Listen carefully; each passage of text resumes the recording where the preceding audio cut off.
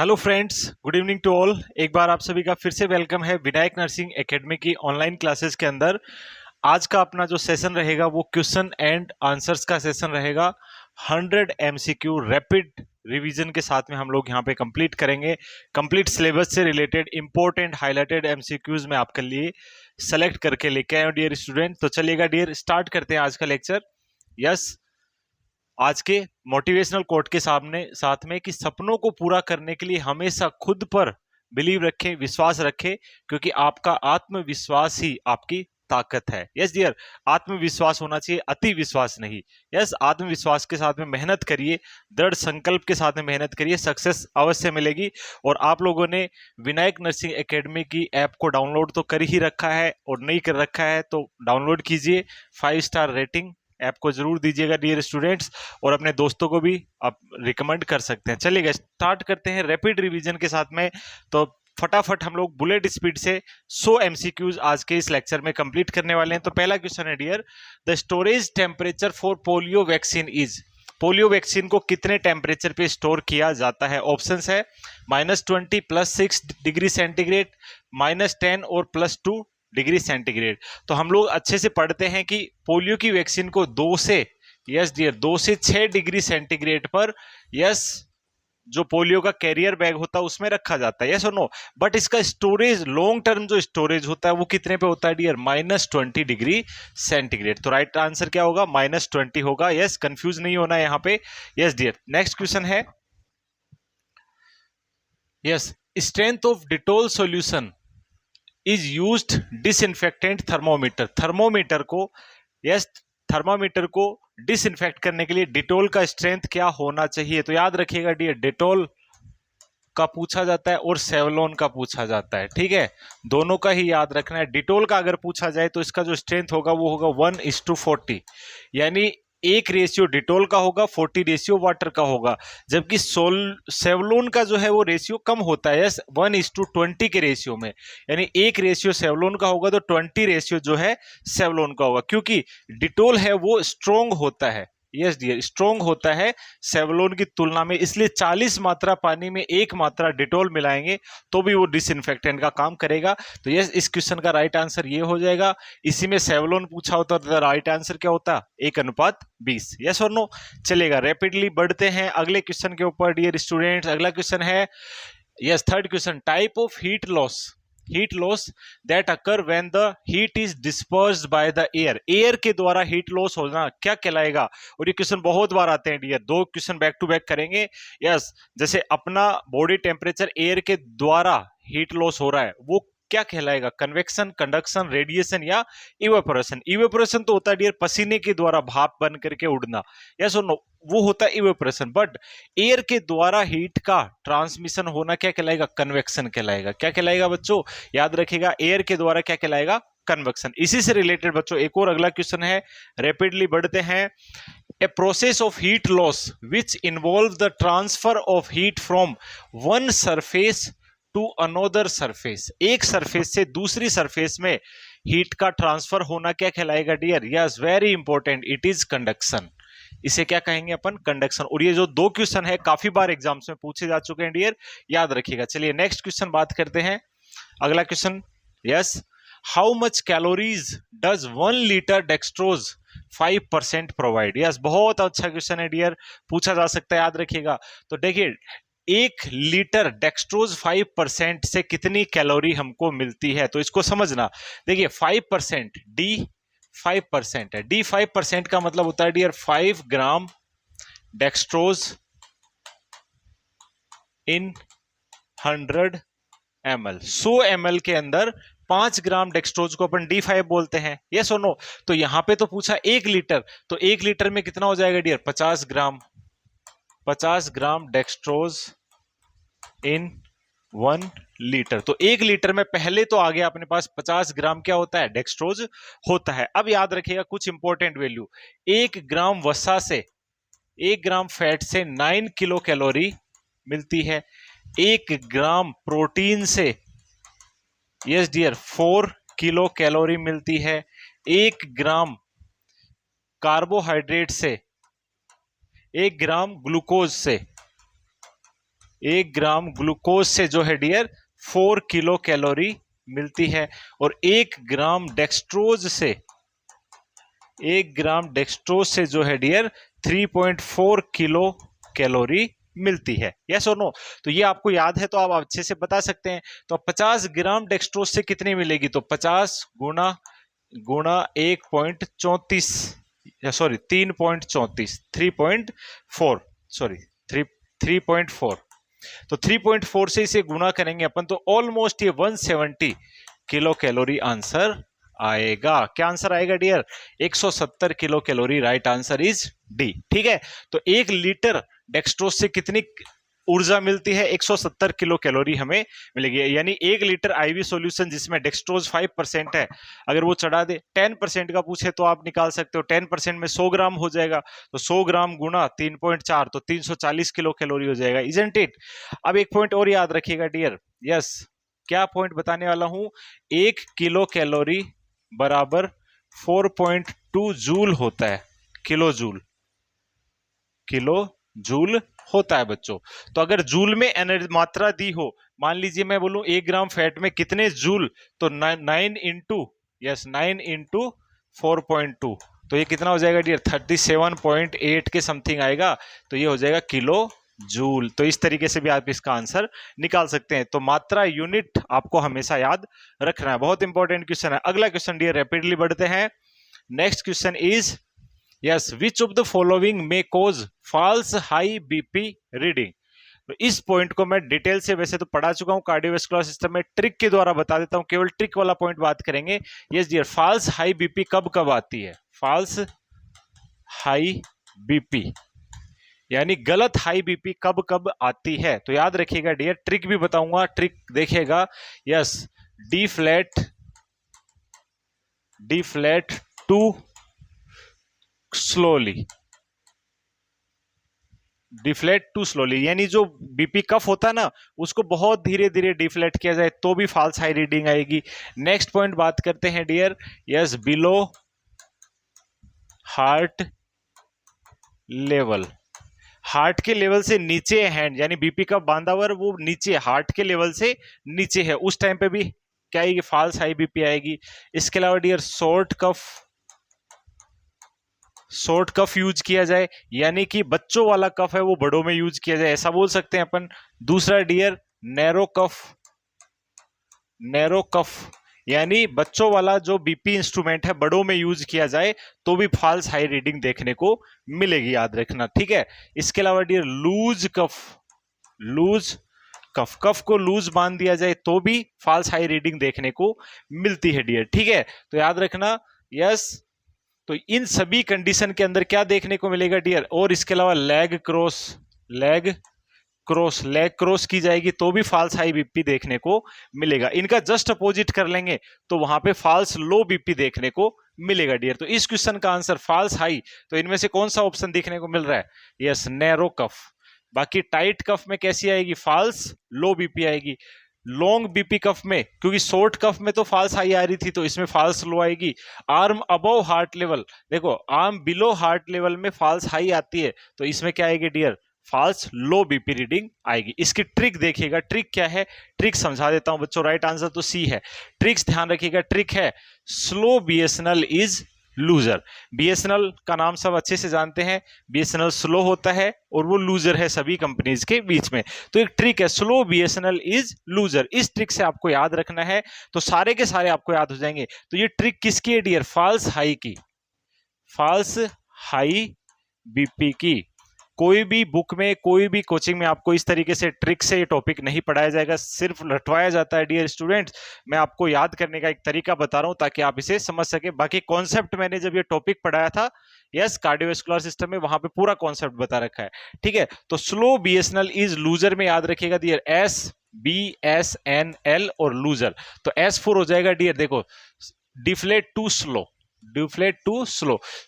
Deflate किया जाए। दूसरा B4 below heart level, S4 short BP cuff, N4 narrow cuff, L4 dear क्या हो जाएगा? L4 हो जाएगा leg cross, L4 leg cross, और लूजर का मतलब हो जाएगा लूज कफ, और इसके अलावा not applied properly on brachial artery, यानी स्टेथोस्कोप को ब्रेकियल आर्टरी पे प्रॉपर नहीं लगाए तो भी ऐसा हो सकता है। तो इन सभी कंडीशन में फॉल्स हाई बीपी आएगा। इनका अपोजिट कर दो तो फॉल्स लो बीपी आएगा। देखिए फॉल्स लो बीपी कब आएगा? डिफ्लेट टू फास्ट, जल्दी से हवा निकाली जाए। दूसरा, आर्म अबोव हार्ट लेवल। तीसरा, लॉन्ग बीपी कफ। चौथा, नैरो की जगह वाइड बीपी कफ, लूज की जगह टाइट बीपी कफ। यस और नो? तो इन सभी कंडीशन में क्या हो सकता है? इनका जस्ट अपोजिट कर दो तो फॉल्स लो बीपी आएगा। एक याद रख लो, फॉल्स हाई बीपी का, दूसरा तो अपोजिट याद हो ही जाएगा। यस और नो? चलेगा। अगला क्वेश्चन बढ़ते हैं आगे। Yes, onset of puberty before the age of 8 year in girls is called as. Normally puberty की जो एज है फीमेल्स के अंदर 12 से 14 वीक के ईयर के आसपास होती है, लेकिन यहाँ पे 8 साल से पहले अगर प्यूबर्टी अराइज होती हो तो उसे क्या कहेंगे? मेनोपॉज, मिनार्की, थलार्की या प्रिकॉशियस प्यूबर्टी। क्या आंसर होना चाहिए डियर? तो देखिए ऑप्शन गलत करते हैं। मेनोपॉज का मतलब होता है end of menstruation cycle, menstruation cycle बंद हो जाना, और mainly at the age of 46 year. Yes, females में लगभग इंडिया के अंदर जो है मेंस्ट्रुएशन साइकिल स्टॉप हो जाती है, that is known as menopause. Menarche का मतलब होता है dear first menstruation cycle. Thelarche का मतलब क्या होता है डियर? यस अराउजल, यानी अपन बोल सकते हैं निपल बर्ड्स का एनलार्जमेंट होना क्या कहलाएगा? थैलार्की कहलाएगा। और प्यूबर्टी 8 साल से पहले होना क्या कहलाएगा? प्रिकोशियस प्यूबर्टी ये कहलाएगा। तो राइट आंसर क्या हो जाएगा डियर? प्रिकोशियस प्यूबर्टी ये कहलाएगा। नॉर्मल टाइम पे अगर प्यूबर्टी आती है तो उसे सिंपली प्यूबर्टी कहेंगे, और अगर बिफोर आ जाती है तो उसे क्या कहेंगे? प्रीकोशियस प्यूबर्टी कहा जाएगा। चलिए next question. In assessing the abdomen, which of the following is the correct sequence of physical assessment? Physical examination की कौन कौन सी स्टेप्स होती है डियर? अपन ने अच्छे से पढ़ा है। इंस्पेक्शन, पाल्पेशन, परकजन, ऑस्कल्टेशन, ये सभी स्टेप्स होती है। ठीक है, जब एब्डोमेन का एग्जामिनेशन कर रहे होते हैं उस टाइम पे क्या सीक्वेंस होती है? ये क्वेश्चन बहुत इंपॉर्टेंट है, काफी बार आ चुका है। तो किस सीक्वेंस में ये होना चाहिए? नॉर्मली इस सीक्वेंस में अपन परफॉर्म करते हैं, बट यस नर्सिंग फाउंडेशन में आप पढ़ चुके हैं ये टॉपिक। तो यस, किस सीक्वेंस में होना चाहिए? सबसे पहले इंस्पेक्शन होगा, उसके बाद में ऑस्कल्टेशन होगा। क्या होगा डियर? ऑस्कल्टेशन होगा वोवल साउंड्स को सुनने के लिए। देन आफ्टर परकजन एंड पाल्पेशन होगा। यस डियर, तो राइट आंसर क्या हो जाएगा अपना? यस, राइट आंसर इज ए। सबसे पहले इंस्पेक्शन, देन आफ्टर ऑस्कल्टेशन, फिर परकजन, फिर palpation. This is the correct sequence for abdominal examination. Next question is yes, the heat regulation center is found in the heat regulatory center कहां पर पाया जाता है brain में? क्या मेडुला ऑब्लोंगेटा में, क्या थैलेमस में, क्या हाइपोथैलेमस में, क्या पोन्स के अंदर? कहां पाया जाता है? यस डियर, तो अपने नर्वस सिस्टम में पढ़ाया था हाइपोथैलेमस में हीट रेगुलेशन सेंटर होता है, और हाइपोथैलेमस के फंक्शंस मैंने पढ़ाए थे, आपको याद होंगे 10 हार्ट्स। यस, क्या पढ़ाए थे? ये ट्रिक बताई थी मैंने आपको। यस, एक ट्रिक बताई थी, उस ट्रिक में बताए थे 10 हार्ट से आप याद रखेंगे। T for thermo regulation, body temperature को रेगुलेट करना। Yes, E for emotional centre यहाँ पे प्रेजेंट होता है, secondary emotional centre. N for neuro hypophysis, posterior pituitary के हार्मोन ये बनाता है। तीसरा H फॉर हंगर, भूख को मेंटेन करता है। ए फॉर ऑटोनोमिक एक्टिविटीज को ये मेंटेन करने का काम करता है। डियर स्टूडेंट्स याद रखिएगा ऑटोनोमिक एक्टिविटी को। A for adenohypophysis, anterior pituitary के हार्मोन को, यस उनके रेगुलेटरी हार्मोन, उनके जैसे मैं बात करूं कि anterior pituitary growth hormone release कर रही है, तो हाइपोथैलेमस क्या करेगा dear? GHRH releasing hormone. Yes और no? Releasing hormone and inhibitory hormone release करता है। T4 हो जाएगा डियर थ्रस्ट, प्यास को रेगुलेट करता है। S4 हो जाएगा डियर सेक्सुअल एक्टिविटी को ये मेंटेन करता है। और sleep cycle, secondary sleep cycle को भी रेगुलेट करता है। याद आ गया होगा, नर्वस सिस्टम में इसको डिटेल से पढ़ा चुका हूं, जो कि ऑलरेडी लिखे हुए हैं 10 हार्ट्स ए और एक और ए, ये रहा, देखिए दूसरा ए रहा। तो 10 हार्ट से याद रखेंगे। T for thermo regulation, body temperature को रेगुलेट करना। E for emotional control, yes, but secondary. Primary emotional control centre कहाँ होता है डियर? लिम्बिक सिस्टम में होता है। कहाँ होता है? लिम्बिक सिस्टम में। सेकेंडरी कहाँ होता है? हाइपोथैलेमस में, जो कि प्लीजरेबल एंड अनप्लीजरेबल मोमेंट्स को पहचानने में हेल्प करता है। एन फॉर न्यूरोहाइपोफाइसिस, यानी पोस्टीरियर पिट्यूटरी के हार्मोन को सिक्रीट करता है। पोस्टीरियर पिट्यूटरी हमने पढ़ चुके हैं, कोई हार्मोन नहीं बनाती है, सिंपली वो स्टोर करती है। कहाँ पे? Yes. Then H for hunger, A for adenohypophysis के हार्मोन यानी एंटीरियर पिट्यूटरी के हार्मोन, और टी फॉर थ्रस्ट, और S for sexual and sleep awake cycle. Secondary. Primary sleep cycle कौन रेगुलेट करता है डियर? प्राइमरी कौन करता है? Pineal gland. कौन करता है बच्चों? पिनियल ग्लैंड करता है। Isn't it? चलिएगा रैपिडली बढ़ते हैं अगले क्वेश्चन पे। Yes, contraindication of induction of labour.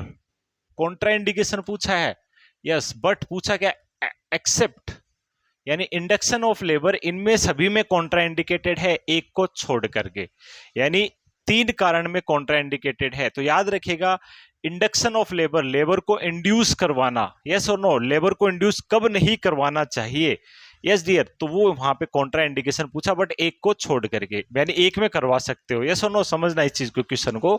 तो ये क्वेश्चन कहता है कि क्या प्लेसेंटा प्रेविया में कॉन्ट्रा इंडिकेटेड है? यस है, क्योंकि यहाँ पे प्लेसेंटा प्रेविया में प्लेसेंटा आगे आ जाती है, तो इसमें इंडक्शन नहीं करवाएंगे। यस। फीटल माइक्रोसोमिया, कोड प्रेजेंटेशन, यानी एम्ब्लाइकल कोड आगे आ जाए, तो इसमें भी कॉन्ट्राइंडिकेटेड है। सिफेलोपेल्विक डिस्प्रोपोर्शन, यानी देखिए ये तो हो गया पेल्विक बोन, ये क्या हो गया? पेल्विक बोन, और यहाँ पे अपना पेल्विक ब्रिंग, और ये हो गया फीटस। तो अगर फीटस का हेड से ज्यादा, फीटस का हेड का सरकमफेरेंस ज्यादा है रादर देन पेल्विस से, यस और नो, तो उसे बोलेंगे सिफेलोपेल्विक। सिफेलो मतलब हेड, फीटल हेड, और पेल्विक यानी पेल्विक, पेल्विस। इन दोनों का डिस्प्रोपोर्शन, अनुपात बिगड़ जाए, यस और नो, तो उस केस में डिलीवरी होना पॉसिबल नहीं है, तो वहां पे इंडक्शन ऑफ लेबर बिल्कुल भी नहीं करवाया जा सकता है। तो इसमें भी कॉन्ट्रा इंडिकेटेड है, यानी इन तीनों केसेस में तो कॉन्ट्रा इंडिकेटेड है। लेकिन फीटल माइक्रोसोमिया, फीटल का शेप छोटा है, साइज छोटा है, तो इसमें इंडक्शन करवाया जा सकता है। हेड का शेप छोटा है, तो इसमें किया जा सकता है, इसमें कॉन्ट्रा इंडिकेटेड नहीं है। बाकी इन तीनों केसेस में कॉन्ट्रा इंडिकेटेड होता है इंडक्शन ऑफ लेबर। याद रखना है, अच्छा क्वेश्चन है। तो राइट आंसर क्या हो जाएगा? Right answer is B. अगला क्वेश्चन है बच्चों, नेक्स्ट बढ़ते जाइए फटाफट। Dark purple discoloration and congestion of vulva and vagina mucous membrane is called as. Vagina या वल्वा का डार्क पर्पलिश कलर क्या कहलाएगा? Yes dear, during the pregnancy dark purple discoloration क्या कहलाता है डियर? तो yes, it is very correct answer, it is known as Chadwick sign. ठीक है, इसके अलावा Hegar sign softening of cervix होता है। ओसिएंडर साइन में पल्सेशन बढ़ जाता है वहां पे, ठीक है, और गुडल साइन में भी क्या होता है? सॉफ्टनिंग ऑफ सर्विस होता है, बट ये लेटर होता है, हेगार साइन प्राइमरीली होता है। तीनों की डेफिनेशन देखते हैं बच्चों। तो इस क्वेश्चन का राइट आंसर क्या हो जाएगा? Chadwick sign. देखिएगा, तीनों की डेफिनेशन भी देखेंगे हम लोग। यस, हेगार साइन जैसा कि मैंने बताया, it is softening of the cervix, softening of cervix, और कब डियर? 6th वीक पे, यानी it is earliest sign, earliest sign. ये क्या होता है बच्चों? ये अर्लीस्ट साइन होता है प्रेगनेंसी में। ठीक है, नेक्स्ट बात करते हैं अमंग दीज ये अर्लीस्ट साइन है, बाकी अर्लीस्ट और भी कुछ हो सकता है, यस और नो। ओसिएंडर साइन में मैंने बताया, ओसिएंडर में क्या होता है? यस, 8वें वीक पे ये अराइज होता है, और इसके अंदर पल्सेशन जो है इंक्रीज हो जाता है। पल्सेशन क्या हो जाता है डियर? पल्सेशन इंक्रीज हो जाता है लेटरल वेजाइनल फोर्निक्स के यहाँ पे, लेटरल वेजाइनल फोर्निक्स के यहाँ पे पल्सेशन, पल्स जो है फील होना स्टार्ट हो जाती है, वो इंक्रीज हो जाता है कब? 8th वीक के ऊपर। इसे अपन क्या कहेंगे? ओसिएंडर साइन कहेंगे। ओबीजी में इन साइन से रिलेटेड क्वेश्चन डियर याद रखिएगा, ईएसआईसी के फेवरेट क्वेश्चन होते हैं, अक्सर 2 से 3 क्वेश्चन आपको मिलेंगे ही मिलेंगे। तो सारे के सारे साइन आपको अच्छे से पढ़ लेने हैं। बाकी क्वेश्चन के थ्रू मैं कोशिश कर रहा हूं आपको ज्यादा से ज्यादा कवर करने की। चलेगा, अगला चैडविक साइन अभी भी पढ़ा, ब्लूइश डिस्कलरेशन हो जाना। यस डियर, तो ये भी कब होता है? Yes, as early as the 6th week of pregnancy. Yes, due to increase blood flow बढ़ने की वजह से। यस, अगला गुडेल साइन क्या है, तो again this is the softening of cervix, same Hegar sign की तरह it is also softening of cervix, similar to the Hegar sign. It occurs, yes it occurs yes around the fourth week of pregnancy, fourth week of pregnancy के आसपास ये दिखाई देता है. Yes dear, तो earliest ये नहीं होता है, sorry, it is the earliest, it is the earliest, by mistake लिख दिया मैंने, इट इज द अर्लीस्ट. ठीक है, इन सभी के अंदर अर्लीस्ट पूछा जाए, अगर क्वेश्चन आ जाए कि इनमें से कौन सा अर्लीस्ट साइन, और ऑप्शन ये चार आपके पास में, तो राइट आंसर क्या दोगे, डी. तो एक और क्वेश्चन मैंने आपको यहाँ पे करवा दिया. तो Goodell sign is the earliest among these four. तो ये 4 वीक पे हो रहा है, ये 6 वीक पे हो रहा है, ओसिएंडर अगेन 8 वीक पे हो रहा है, और ये भी कब हो रहा है डियर, लगभग 6 वीक के ऊपर होता है. कितने, 6 वीक के ऊपर हेगार साइन दिखाई देता है. 4 वीक पे कौन सा दिखाई दे रहा है, गुडल साइन वह पे दिखाई देगा. चलेगा, next question is scoring system to estimate the gestational age of newborn by maturity rating. maturity rating के आधार पे न्यूबॉर्न जो बच्चा पैदा हुआ है, बट कैसा newborn, pre mature newborn, pre term newborn, वो बच्चा जो कि टर्म से पहले, टर्म किसे कहेंगे डियर, टर्म कहते हैं अपन 37 से 40 वीक को क्या कहते हैं डियर, टर्म कहते हैं, टर्म प्रेगनेंसी कहते हैं. टर्म से पहले अगर बच्चा डिलीवर होता है, उस केस में उसकी जेस्टेशनल एज का पता लगाने का एक तरीका होता है, और उस तरीके को अपन क्या कहेंगे, बहुत ही इंपॉर्टेंट क्वेश्चन है बच्चों. यस, ऐसा स्कोरिंग सिस्टम जो कि प्री टर्म न्यूबॉर्न बेबी में मैच्योरिटी रेटिंग के आधार पे कि बच्चा कितना मैच्योर हुआ है, उसके आधार पे जेस्टेशनल एज का एस्टिमेशन करना, जेस्टेशनल एज उसकी कितनी है वो पता लगाना कि 28 वीक है, 30 वीक है, 32 वीक का हुआ है, उसका एस्टिमेशन करना क्या कहलाता है, very important, it is known as new Ballard score. क्या कहेंगे डियर, डायरेक्ट पढ़ रहे हैं अपन यहाँ पे, इसे क्या कहेंगे, न्यू बेलार्ड स्कोर कहा जाएगा. बाकी बिशप स्कोरिंग है, इसको अपन yes dear ripening of cervix, कि सर्विक्स तैयार हुई है या नहीं डिलीवरी के लिए, यस, और induction of labour, need of induction of labour. आगे क्वेश्चन करेंगे अपन इसी से रिलेटेड, बिशप से रिलेटेड. ये दोनों पॉइंट आपको याद रखने, बिशप के रिगार्डिंग क्वेश्चन आता है, बिशप स्कोरिंग का भी. चलेगा डियर, नेक्स्ट क्वेश्चन बात करेंगे, क्वेश्चन नंबर 13.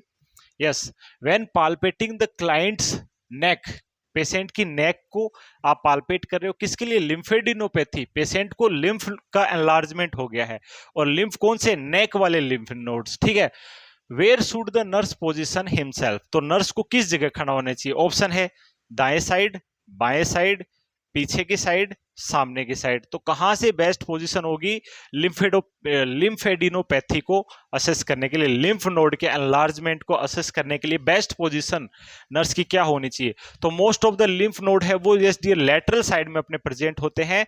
तो यहाँ पे इनको असेस करने के लिए पोस्टीरियर साइड में नर्स को वहां पे खड़ा होकर के इनको असेस किया जाना चाहिए. तो राइट आंसर क्या हो जाएगा dear, at the client's back, patient की बैक साइड में खड़े होकर के नर्स को यहाँ पे इनको असेस करना है, पाल्पेट करना है, ताकि करेक्ट अपन को इसका पता लग सके. चलेगा, नेक्स्ट क्वेश्चन है डियर,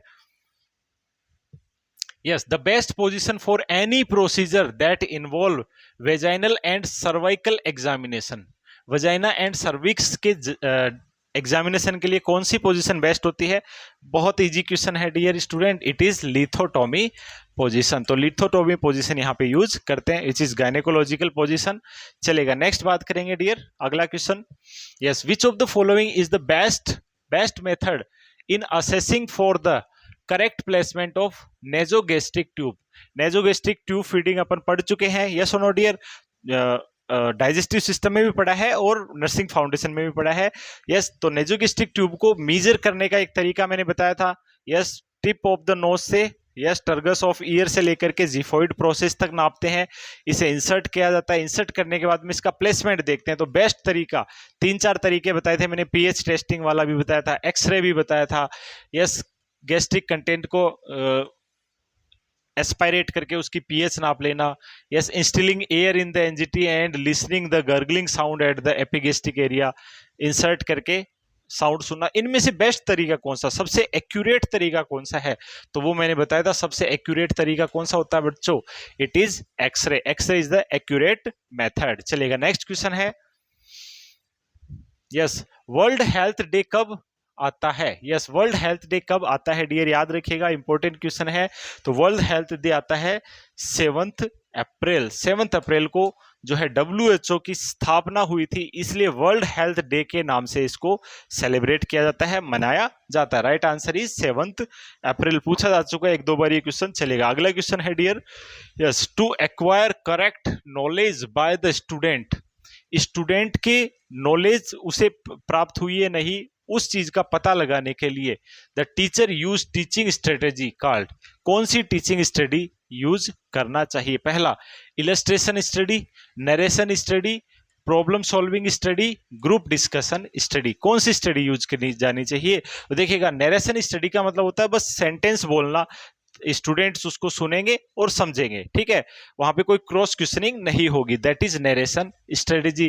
प्रॉब्लम सॉल्विंग के अंदर क्या होगा, स्टूडेंट नई प्रॉब्लम के समाधान खुद से खोजेगा, उनको इंप्लीमेंट करेगा, और उससे समाधान मिल गया तो ठीक है, नहीं मिला तो फिर से नई प्रॉब्लम को नया तरीका वो इजाद करेगा उसका सॉल्यूशन फाइंड आउट करने के लिए। तो ये प्रोसेस साइक्लिक चलता रहेगा, बट यहाँ पर अगेन पेशेंट स्टूडेंट का टाइम भी ज्यादा वेस्ट होगा और लर्निंग भी वहां पे कम होगी, ठीक है, यहाँ पे लर्निंग होगी बट कम होगी, ठीक है। It is right answer is illustration study. Illustration study का मतलब होता है यस प्रॉपर तरीके से through the MCQ different technique को यूज किया जाना, ग्रुप डिस्कशन के द्वारा, यस और नो, टीचिंग प्लान के द्वारा, डेमोन्स्ट्रेशन के द्वारा, ठीक है, और इनपुट फीडबैक के द्वारा, सारे मेथड का यूज करके जो टेक्निक अपनाई जाती है that is known as illustration study. तो इससे सबसे ज्यादा नॉलेज जो है एक्वायर की जा सकती है। चलेगा, नेक्स्ट क्वेश्चन है dear, yes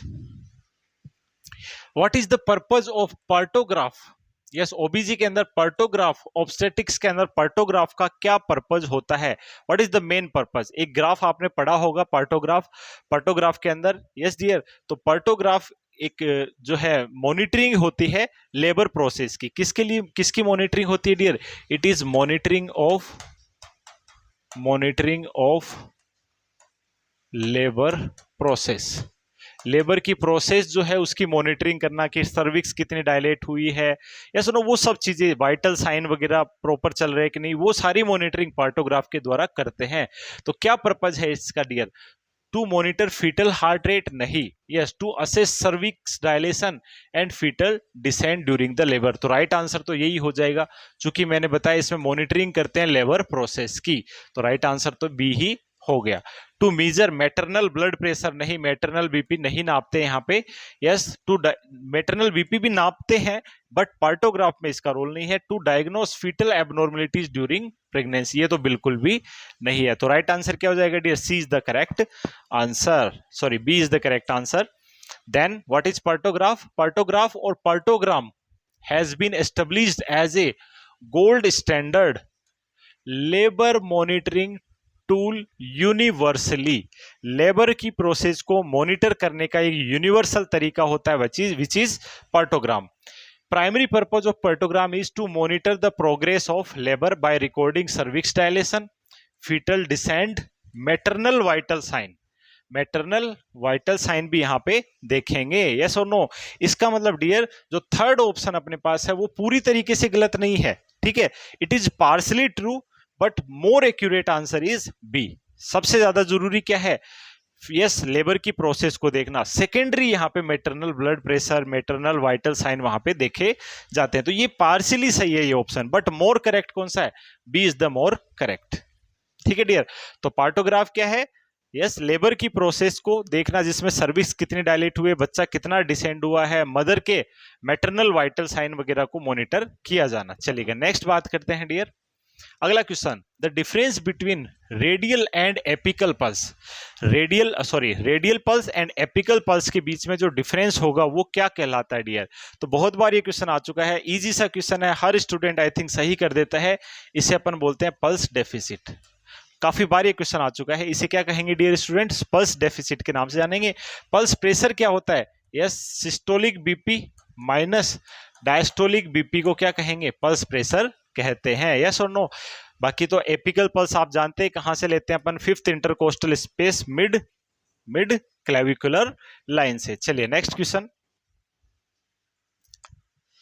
increase pulsation is felt through the lateral fornix of at 8th week is called. 8वें वीक पे यस कौन सा साइन अपन ने पढ़ा था अभी अभी? तो yes dear, it is Osiander sign. तो ओसिएंडर साइन में क्या होता है dear? Yes, lateral fornix of vagina में, लेटरल फोर्निक्स ऑफ वेजाइना में 8th वीक पे पल्सेशन इंक्रीज हो जाना ओसिएंडर साइन कहलाता है। चैडविक साइन अपन ने बताया था, it is bluish discolouration, blue colour का डिस्कलरेशन हो जाना।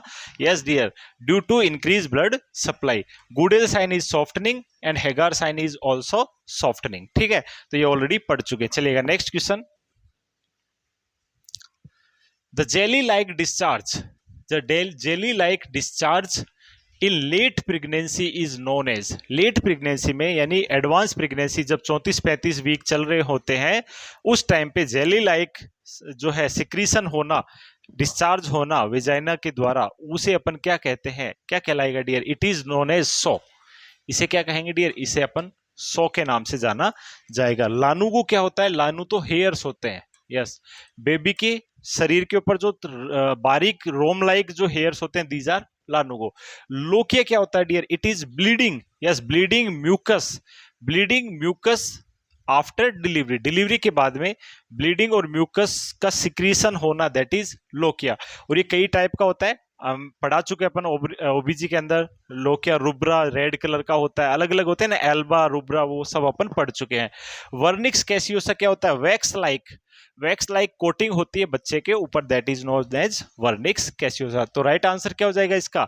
सो इज द करेक्ट आंसर। चलेगा नेक्स्ट बात करेंगे डियर, इसके बारे में थोड़ा सा डेफिनेशन पढ़ते हैं। तो लानुगो क्या होता है? Lanugo is soft fine hair covering the fetus while inside the uterus. जब बच्चा पेट में होता है तो बॉडी के ऊपर फाइन हेयर्स की कोटिंग होती है, that is known as lanugo. Lochia क्या है? It is vaginal discharge after giving birth, birth के बाद में, contains blood mucus and uterine tissues. Vernix caseosa क्या होता है डियर? वैक्स लाइक सब्सटेंस होता है, it is white creamy naturally occurring biofilm covering the skin of fetus during the last trimester of pregnancy. 3rd trimester of pregnancy में ऐसा होता है।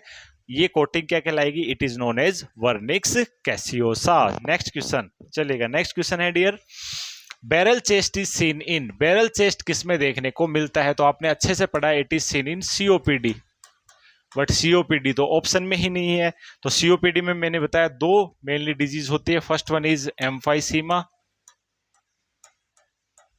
And second one is chronic bronchitis. Chronic bronchitis, emphysema को अपन pink puffer बोलते हैं, और इसे अपन क्या बोलते हैं डियर? ब्लू ब्लोटर बोलते हैं। पढ़ा चुका हूं मैं, यस और नो, रेस्पिरेटरी सिस्टम में। यस, पिंक पफर और ब्लू ब्लोटर इसे कहते हैं। यस, एम्फाइसीमा के अंदर जो है चेस्ट कैसा देखने को मिलता है डियर? यस, बैरल चेस्ट देखने को मिलता है। फिजियोलॉजी अपन डिटेल से पढ़ चुके हैं, अभी क्विक रिवीजन चल रहा है, ज्यादा नहीं घुसेंगे। तो राइट आंसर क्या होगा dear? Emphysema is the correct answer. Right answer is A. Next question, one community health centre, एक सीएससी कितने पॉपुलेशन पे होता है? ये क्वेश्चन बहुत बार आ चुका है डियर, याद रखिएगा। तो एक कम्युनिटी हेल्थ सेंटर 80,000 से 1,20,000 पॉपुलेशन, 80,000 से 1,20,000 पॉपुलेशन पे एक सीएससी जो है एस्टेब्लिश किया जाता है। Right answer. चलेगा नेक्स्ट क्वेश्चन है डियर, यस, एक पेशेंट है जिसको हीमोसाइड्रोसिस हो गया है। हीमो का मतलब ब्लड और साइड्रोसिस का मतलब होता है आयरन। आयरन की मात्रा ज्यादा हो गई, हीमोसाइड्रोसिस हो गया। यस और no? Yes, which of the following drug would you expect to be given? कौन सी ड्रग इसमें से देनी चाहिए? तो जब भी देखिए मेटल आयन की टॉक्सिसिटी होगी तो यहां पे देंगे अपन चिलेटिंग एजेंट। ऐसे एजेंट जो कि इसे बाइंड करके, एक्सेस आयरन को बाइंड करके यूरिन के थ्रू बाहर कर देंगे। These are known as chelating agent. और आयरन का जो चिलेटिंग एजेंट होता है that is this desferrioxamine. Desferrioxamine is the chelating agent for iron. तो राइट आंसर क्या हो जाएगा dear? It is desferoxamine. Very very important question. चलेगा next question is beriberi is caused by deficiency of which vitamin? किस vitamin की कमी से berry berry रोग हो जाता है? तो beriberi is caused due to vitamin B1 deficiency. Vitamin B1 का दूसरा नाम थायमिन, और थायमिन की कमी से बेरी बेरी। यस और नो? B2 को बोलते हैं राइबोफ्लेविन, राइबोफ्लेविन। और राइबोफ्लेविन की कमी से क्या हो जाएगा डियर? चिलोसिस, चिलोसिस वगैरह हो जाए। B3 की कमी से क्या हो जाता है? पेलेग्रा। क्या हो जाएगा बच्चों?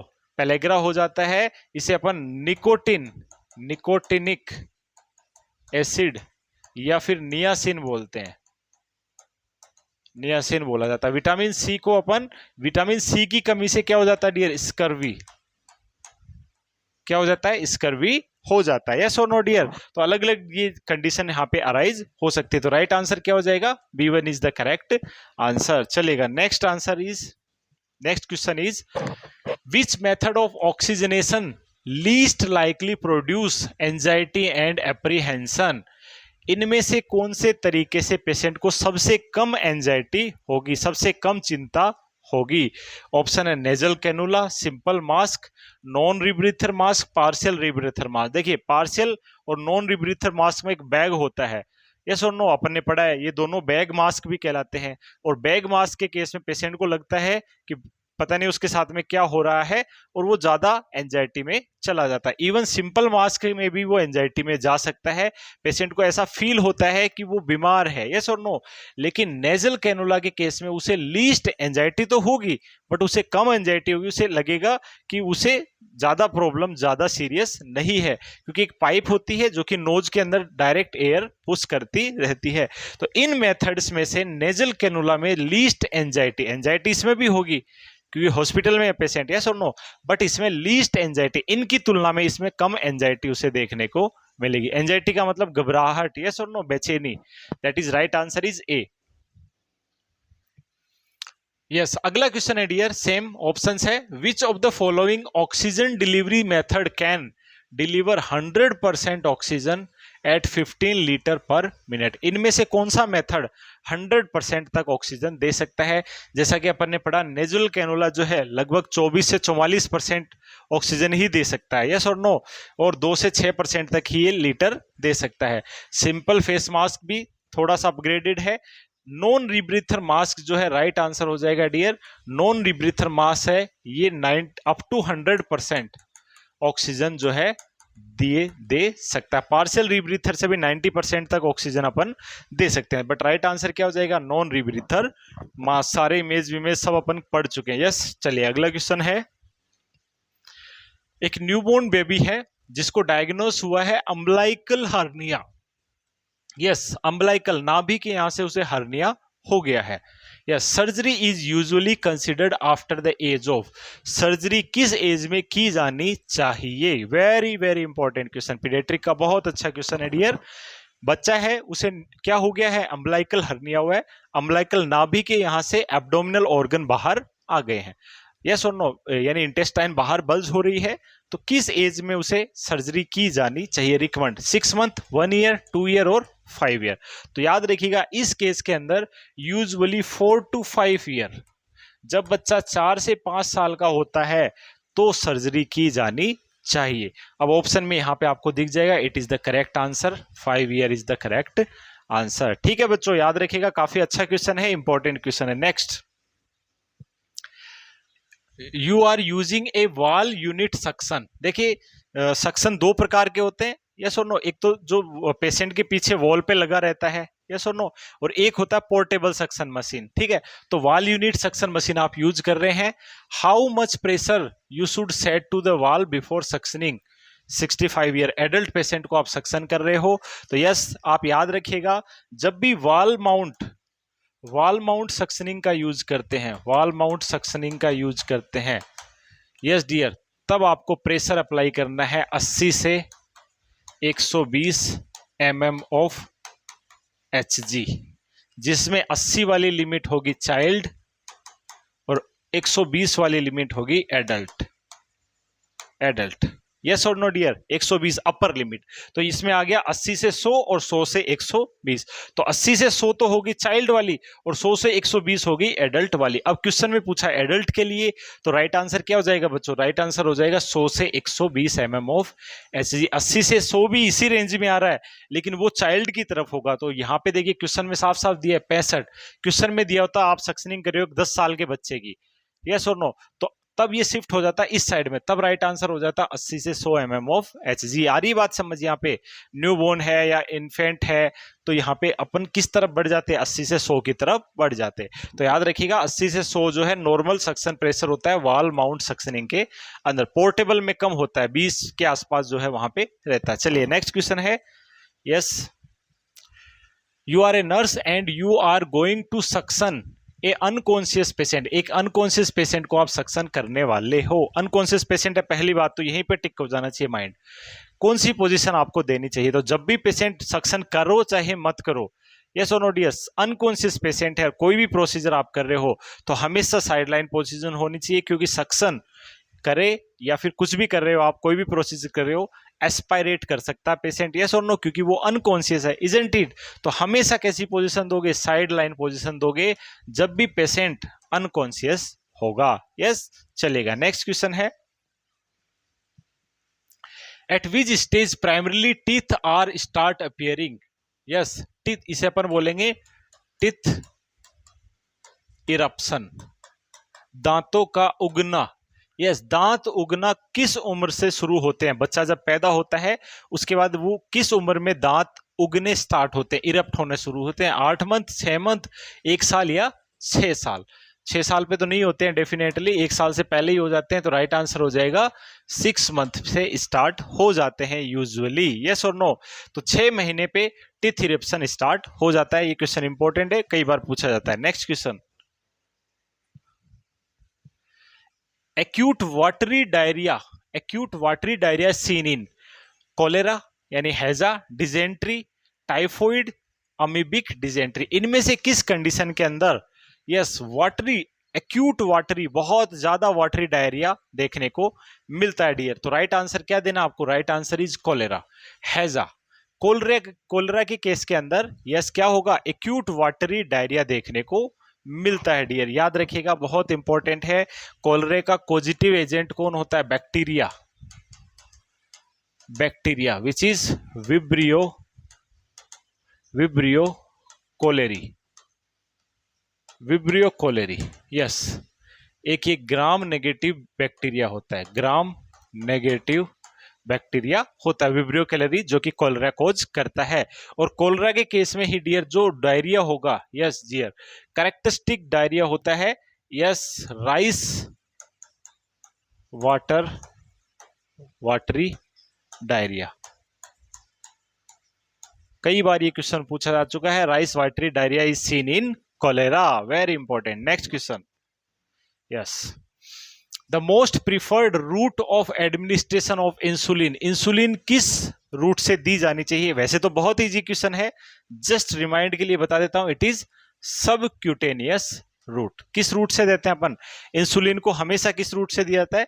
सबक्यूटेनियस। और मोस्ट प्रिफरेबल साइट होती है periumbilical, periumbilical, umbilical के चारों तरफ में जो है सबक्यूटेनियस रूट से इंसुलिन जो है दिया जाता है। चलिए next question is, the second stage of labour is stage of, second stage of labour में क्या होता है? यस डियर, तो आपको पढ़े होंगे आप लोगों ने 4 स्टेजेस पढ़े हैं। पहली स्टेज में सर्विक्स का डायलेशन होता है, ऑनसेट ऑफ लेबर पेन से सर्विक्स का डायलेशन फर्स्ट स्टेज में, यस और नो? सेकेंड स्टेज में डायलेट फुल हो चुकी है क्राउनिंग से लेकर के, यस डियर, क्राउनिंग से लेकर के, यानी एक्सपल्सन ऑफ फीटस तक की स्टेज होगी। थर्ड स्टेज के अंदर प्लेसेंटा और मेम्ब्रेन बाहर आने की स्टेज होगी। और फोर्थ स्टेज में अगले 4-5 दिन तक की स्टेज को फोर्थ स्टेज अपन कहते हैं। तो yes dear, second stage of labour में क्या देखने को मिलता है dear? It is very important question, expulsion of fetus. उल्टा क्वेश्चन भी आता है कई बार, expulsion of fetus is yes occurs in which stage of labor? तो expulsion of fetus in second stage of labor देखिएगा डियर। तो right answer is A. Yes, first stage में जैसा कि मैंने बताया, start from the true labour pain, true labour pain से शुरू होती है और end with the full dilation, yes up to 10 centimetre full dilation हो जाता है सर्विक्स का, वहां तक अपन क्या कहेंगे? इसे फर्स्ट स्टेज कहेंगे। फर्स्ट स्टेज और सेकेंड स्टेज के बीच में मीडिएटर का काम कौन करता है डियर? मीडिएटर का काम करता है crowning. Crowning, yes, crowning first stage में खत्म होता है और सेकंड स्टेज में आगे बढ़ता है। यस और नो? यस, +2 स्टेशन पे जो है सेकंड स्टेज स्टार्ट हो जाती है। क्राउनिंग कब देखने को मिलती है? स्केल स्पाइन से +2 सेंटीमीटर नीचे आ जाता है हेड, उसे अपन क्राउनिंग कहते हैं, और वहां से second stage of labour start होती है। And start from full dilation of cervix to end with expulsion of fetus, fetus का बाहर आना। स्टेज थर्ड में क्या होता है dear? Delivery of fetus with expulsion of placenta. Yes, after the delivery of fetus with expulsion of placenta and membrane, fetus तो second stage में आ गया, अब प्लेसेंटा और मेम्ब्रेन, अम्बिलिकल कॉर्ड वगैरह बाहर आ रही है, वो थर्ड स्टेज में आती है। और फोर्थ स्टेज में डियर 1 से 4 दिन आफ्टर डिलीवरी के 1 से 4 दिन का जो टाइम है वो फोर्थ स्टेज ऑफ लेबर में आएगा। ठीक है, जिसमें जो है वापस से नॉर्मल कंडीशन में यूटरस आता है। चलिए next question is commonest cause of blindness in India. India के अंदर ब्लाइंडनेस का मोस्ट कॉमन कारण क्या होता है? यस, वेरी इंपॉर्टेंट, पढ़ा चुका हूं आपको आई वाले डिसऑर्डर्स के अंदर। It is right answer is cataract. बच्चों में पूछा जाए तो विटामिन ए डेफिशिएंसी और कॉर्नियल स्कारिंग, और कॉर्नियल स्कारिंग किसमें डियर? चाइल्ड में, बच्चों के अंदर पूछा जाए तो। ठीक है, कई बार पूछा जा चुका है क्वेश्चन, याद रखना। बाकी बड़ों में cataract is the most common cause. Next question, incubation period for leprosy. Leprosy कुष्ठ रोग, कुष्ठ कैसे लिखते हैं भाई? कुष्ठ लिखते हैं ना, ऐसे लिखते हैं शायद, कुष्ठ रोग, कुष्ठ रोग, Hansen disease, Hansen's disease, bacteria होता है इसका, that is acid fast bacilli which is mycobacterium leprae. इसकी वजह से डिजीज होता है, कुष्ठ रोग हो जाता है। और इसका जो ट्रीटमेंट प्लान होता है डियर, यस पढ़ चुके अपन ऑलरेडी, इसका जो ट्रीटमेंट प्लान होता है उसके अंदर 3 ड्रग्स यूज करते हैं, रिफाम्पिसिन, डेप्सोन और क्लोफाजिमिन, जिसमें रिफाम्पिसिन है वो 1 a month, 1 महीने में 1 बार ही लेते हैं, बाकी ये डेप्सोन और क्लोफाजिमिन डेली ली जाती है। और इस प्लान को अपन MDT बोलते हैं, मल्टी ड्रग थेरेपी बोला जाता है। ऑलरेडी पढ़ा चुका हूं रेस्पिरेटरी सिस्टम में, यस और नो? रेस्पिरेटरी सिस्टम की फार्मेकोलॉजी में अपन इसको पढ़ चुके हैं। ठीक है, तो राइट आंसर क्या हो जाएगा? लेप्रोसी जो है मोस्ट कॉमनली, इसका right answer yes on the average 5 से 7 साल। यस, वेरी इंपॉर्टेंट, इतना बड़ा इंक्यूबेशन पीरियड होता है, यानी जब इसका बैक्टीरिया अंदर आ जाता है विच इज माइकोबैक्टीरियम लेप्री, आज की तारीख को आया तो 5 से 7 साल बाद इसके सिम्टम्स अराइज होते हैं डियर। ठीक है, काफी लंबा इसका प्रोग्रेस देखने को मिलता है। चलिए याद रख सकते हो इसको, 5 से 7 साल, मंथ ये नहीं है, ईयर है। चलिए अगला question, the permanent method of sterilisation. Yes, sterilisation का परमानेंट मेथड क्या है अमंग द मेल्स? मेल्स के अंदर नसबंदी, यस डियर, नसबंदी का परमानेंट तरीका क्या होता है? ऑप्शन है वेसेक्टोमी, ट्यूबेक्टोमी, IUD, ये तो फीमेल में होता है, but it is not permanent. Condom use not permanent, it is temporary, yes और नो? तो ट्यूबेक्टोमी किस में होता है? फीमेल में होता है परमानेंट, और वेसेक्टोमी किस में हो जाएगा? मेल के अंदर हो जाएगा। तो right answer is vasectomy. Yes, next question, enuresis mean, enuresis का मतलब क्या है? ऑप्शन है आपके पास में, urination in the sleep, urination with coughing, खांसी के साथ में यूरिनेट करना, यूरिनेशन विद एक्सरसाइज, एक्सरसाइज के साथ में यूरिन होना, एब्सेंस ऑफ यूरिन, यूरिन नहीं आना। तो यूरिन नहीं आने को एन्यूरिया बोलते हैं। क्या बोलते हैं डियर? एन्यूरिया। अगर 400 ml से कम है तो उसे ओलिगो यूरिया बोलते हैं, अच्छे से पता है। यूरिनेशन विद कफिंग या यूरिनेशन विद एक्सरसाइज, इसे अपन क्या बोलते हैं डियर? स्ट्रेस, स्ट्रेस इनकंटिनेंस, यानी स्ट्रेस पड़ने पे, तनाव पड़ने पे यूरिन निकल जाना, दैट इज स्ट्रेस इनकंटिनेंस कहलाता है। तो राइट आंसर हो जाएगा, या सोते टाइम पे यूरिनेट करना, अक्सर बच्चों में ऐसा होता है, it is known as enuresis. ठीक है, right answer is enuresis. Next question, vulsellum forceps, जो कि ये डायग्राम में आप देख सकते हैं, जिसमें एक तरफ में 3 दांते होते हैं और एक तरफ में 4 दांते होते हैं, that is vulsellum. Long handle needle होती है, दैट इज वल्सेलम। वल्सेलम का यूज क्या होता है बच्चों? तो यस, वल्सेलम का यूज पढ़ा चुका हूं वैसे तो। वल्सेलम का यूज क्या होता है dear? Yes, during hysterectomy, hysterectomy, hysterectomy के टाइम पे, यानी रिमूवल ऑफ यूट्रस के टाइम पे। यस, होल्ड, होल्ड या ग्रेस्प, पकड़ना, ग्रेस्प, सर्विक्स, सर्विक्स, सर्विक्स को ग्रेप्स या होल्ड करने के लिए हिस्टेरेक्टोमी के टाइम पे इसका यूज किया जाता है। तो राइट आंसर इज सर्विक्स। ठीक है बच्चों, तो वल्सेलम फॉर्मिस का फोर्सेप्स का इमेज बेस्ड क्वेश्चन भी आ सकता है, वो भी आपको याद रख लेना है। आगे से दांते होते हैं, एक तरफ 3, एक तरफ 2, सॉरी हाँ 3 दांते और एक तरफ 4 दांते होते हैं। Next, the chief source of progesterone, progesterone का मुख्य स्रोत क्या है? यस डियर, प्रोजेस्ट्रॉन कैसे बनता है? तो देखिएगा, जैसा कि अपन पढ़ते हैं यहां पे,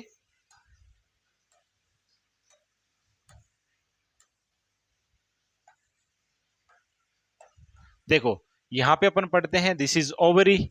यस, ये लिगामेंट से जुड़ी होती है। ओवरी से बात करें यहाँ पे, देखिएगा ये ग्राफियन फॉलिकल है, इससे यहाँ पे ओवम निकल के आ गया। उसके बाद में ये जो पार्ट बनता है, ये क्या कहलाएगा डियर? ये कहलाता है कॉर्पस, कॉर्पस ल्यूटियम, ल्यूटियम क्या कहलाता है? Corpus luteum.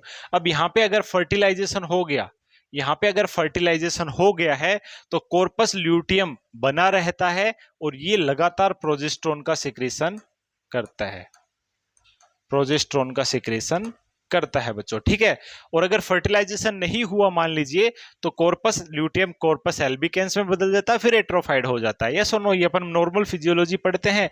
यस, तो प्राइमरी या चीफ सोर्स कौन है यहाँ पे? Yes dear, right answer is corpus luteum. चलेगा, नेक्स्ट क्वेश्चन है dear, the ESI act come in the year. ESI act, employ state insurance, जो भी कर्मचारी होते हैं उनका इंश्योरेंस, हेल्थ इंश्योरेंस करना, दैट इज ईएसआई एक्ट। ये कब पास हुआ था इंडिया के अंदर? तो याद रखिएगा, इट इज पास्ड इन 1948, 1948 में ईएसआई एक्ट को जो है पास किया गया था। चलेगा, आगे बात करेंगे डियर, डायरेक्ट रटने वाला क्वेश्चन है, रट लीजिएगा, आ सकता है क्वेश्चन, स्पेशली ईएसआईसी में पूछा जा सकता है। ठीक है, चलेगा, नेक्स्ट क्वेश्चन है, आफ्टर यूजिंग ए थर्मोमीटर, थर्मोमीटर को यूज करने के बाद, बिफोर नहीं कर रहे हैं, after, yes, it should be cleaned in which direction, किस डायरेक्शन में इसे क्लीन किया जाना चाहिए? यस, आफ्टर यूज, तो लेस से मोर कंटामिनेटेड की तरफ।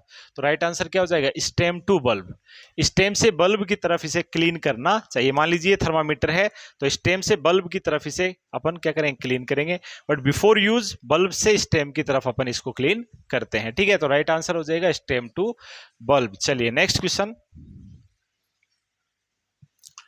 How many ventricles found in the brain, brain में कितने वेंट्रिकल्स पाए जाते हैं? यस और नो डियर? तो ये पढ़ चुके अपन, 2 तो लेटरल वेंट्रिकल होते हैं, एक थर्ड वेंट्रिकल होता है, एक फोर्थ वेंट्रिकल होते हैं। मैंने बताया था ऐसे एम शेप के 2 वेंट्रिकल यहाँ पे पाए जाते हैं। यस, फिर यहाँ पे अपना डायलेटेड पार्ट होता है, दैट इज थर्ड वेंट्रिकल, फिर ये डायमंड से फोर्थ वेंट्रिकल। तो ये हो गया थर्ड वेंट्रिकल, ये हो गया फोर्थ वेंट्रिकल, और ये दोनों लेटरल वेंट्रिकल, और ये अपना हो गया क्या? सेरेब्रम। ठीक, यस और नो? यही तो अपन ने पढ़ा था पूरा का पूरा स्ट्रक्चर। तो कितने हो गए? 1, 2, 3 और 4 वेंट्रिकल। तो राइट आंसर हो जाएगा बी। ठीक है, इसके अंदर बताया था यहाँ पे, यस, ये लेटरल और थर्ड वेंट्रिकल के बीच में फोरामन ऑफ मोनेरो पाया जाता है, यस और नो। थर्ड और फोर्थ वेंट्रिकल के बीच में जो लंबी डक्ट होती है that is aqueduct, aqueduct of Sylvius. Fourth ventricle फिर सब एरेक्नोइड स्पेस में, yes, foramen of Luschka and Magendie के द्वारा जो है सीएसएफ का फ्लो वहां पे होता है। चलिए next question, the primary respiratory centre कहां पर पाया जाता है? तो अपन ने पढ़ा है रेस्पिरेटरी सेंटर कहां मिलते हैं, या दोनों जगह मिलते हैं, मेडुला ऑम्लोगेटा में भी और पोन्स के अंदर भी मिलते हैं। मेडुला ऑम्लोगेटा में दो होते हैं, inspiratory centre and expiratory centre, जबकि पोन्स में भी दो होते हैं, कौन कौन से dear? Apneustic centre and pneumotaxic centre, pneumotaxic centre. Medulla oblongata है वो dear, yes, rate of respiration को रेगुलेट करता है, जबकि डेप्थ ऑफ रेस्पिरेशन को, यस, सांस की गहराई को जो है वो मॉनिटर करता है पोन्स, जबकि रेट को एक मिनट में आप कितनी ब्रीथ इन आउट कर रहे हैं दैट इज मेडुला ऑम्लोगेटा। इन दोनों में भी प्राइमरी कौन है? यस डियर, तो दोनों ही ऑप्शन में मिल गए आपको, बाकी इनका तो कोई रोल ही नहीं है। ठीक है, इन दोनों में भी प्राइमरी कौन है? तो इन दोनों में भी प्राइमरी होता है बच्चों मेडुला ऑम्लोगेटा, याद रखिएगा, अच्छा क्वेश्चन है। Medulla oblongata is the primary respiratory centre. Next question, Wilson disease is associated with, Wilson disease किससे एसोसिएटेड है? तो देखिएगा विल्सन डिजीज में क्या होता है, कॉपर,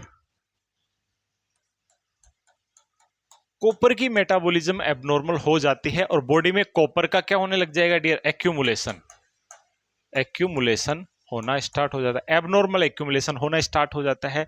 और ये एबनॉर्मल एक्यूमुलेशन है डियर मेनली दो ऑर्गन को, मेनली दो बोल रहा हूं, अदर को भी करता है, मेनली दो ऑर्गन को ये अफेक्ट करता है। फर्स्ट वन बात करते हैं लीवर को, यानी सिरोसिस ऑफ लीवर कोज कर देगा, हिपेटोमिगेली कोज कर देगा। इसके अलावा ब्रेन, ब्रेन में भी कौन डियर? बेसल गेंग्लिया, बेसल गेंग्लिया को ये मेनली अफेक्ट करता है, मेनली इनको अफेक्ट करता है।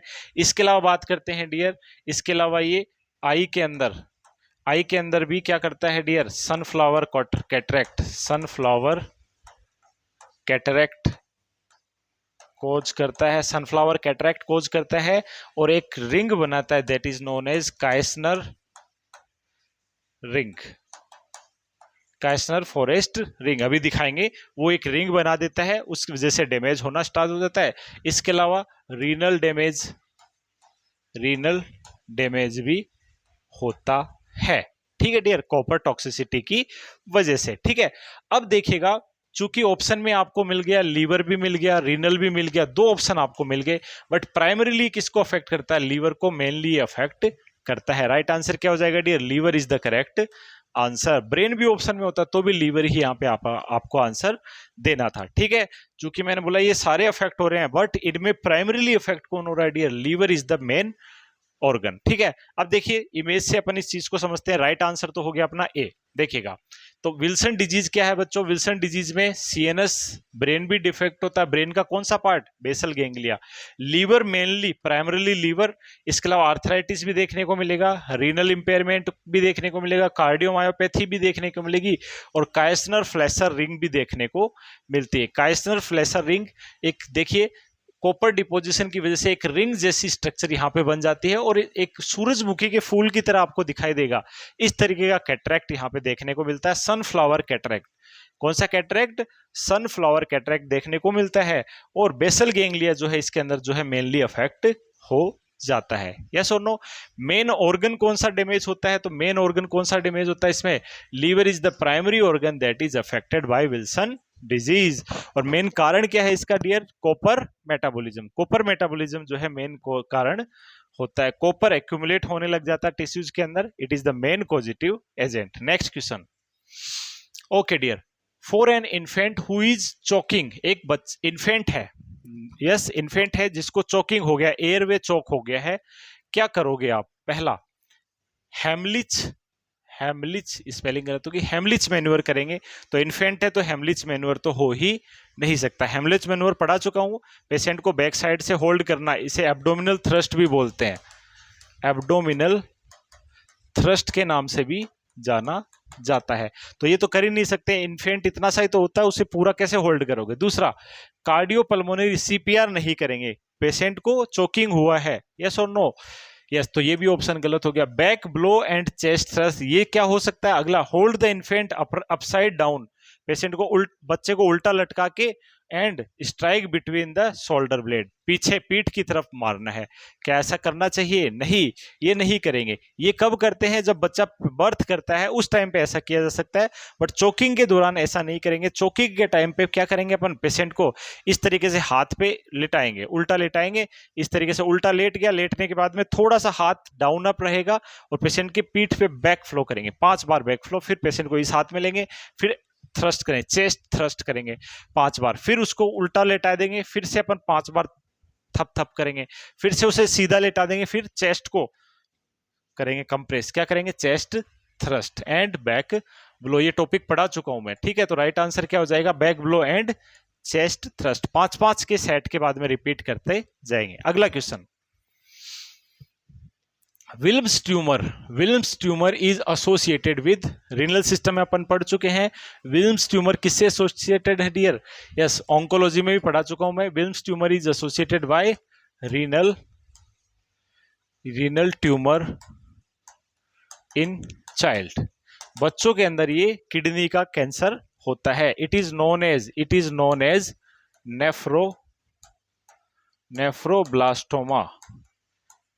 यस, नेफ्रोब्लास्टोमा इन चाइल्ड, बच्चों के अंदर किडनी के कैंसर को विल्म्स ट्यूमर कहा जाता है। तो राइट आंसर क्या हो जाएगा, kidney. Yes, Wilson disease liver से रिलेटेड है और विल्म्स ट्यूमर किडनी से related. Next question, it is an important indication for how adequately the pelvis accommodate the fetal skull is termed as, fetus के school, देखिए fetal का जो ये school हो गया और फीटल स्कल में बोन्स जो है अकोमोडेट होगी जब बच्चा डिलीवर होता है। यस, जब बच्चा डिलीवर होता है तो फीटल, क्योंकि वहां पे स्पेसेस होते हैं जिन्हें हम लोग सॉफ्ट स्पॉट बोलते हैं, यस और नो डियर, उन सॉफ्ट स्पॉट की वजह से फीटल का स्कल क्या होगा, एकोमोडेट होना शुरू होता है। इस प्रोसेस को क्या कहेंगे? क्या इसे एंगेजमेंट कहेंगे? नहीं, एंगेजमेंट का मतलब होता है फीटस का स्कल सर्विक्स में आके धस जाना, that is engagement. Moulding, yes, right answer क्या कहलाएगा, it is known as moulding. इसे अपन क्या कहेंगे, मोल्डिंग। फीटस का स्कल मोल्ड होना according to the shape of pelvis. Yes, pelvis की जो शेप है उसके अकॉर्डिंग फीटस का स्केप जो सर है वो मोल्ड होना ही क्या कहलाएगा, मोल्डिंग कहलाएगा। अगला, क्राउनिंग का मतलब तो होता है विजुअलाइजेशन। क्राउनिंग जो है +2 स्टेशन पे आने के बाद दिखती है। फीटल स्कल जो है इससेल स्पाइन से 2 सेंटीमीटर नीचे आ जाता है, दैट इज +2 स्टेशन, और उसे अपन क्राउनिंग दिखाई देगी। फ्लेक्शन अलग चीज है, यहाँ पे फ्लेक्शन का और रोटेशन ये सब स्टेजेस है वो जो कि आप डिटेल से पढ़ चुके हैं। तो इसका राइट आंसर क्या हो जाएगा dear, it is moulding. Next question,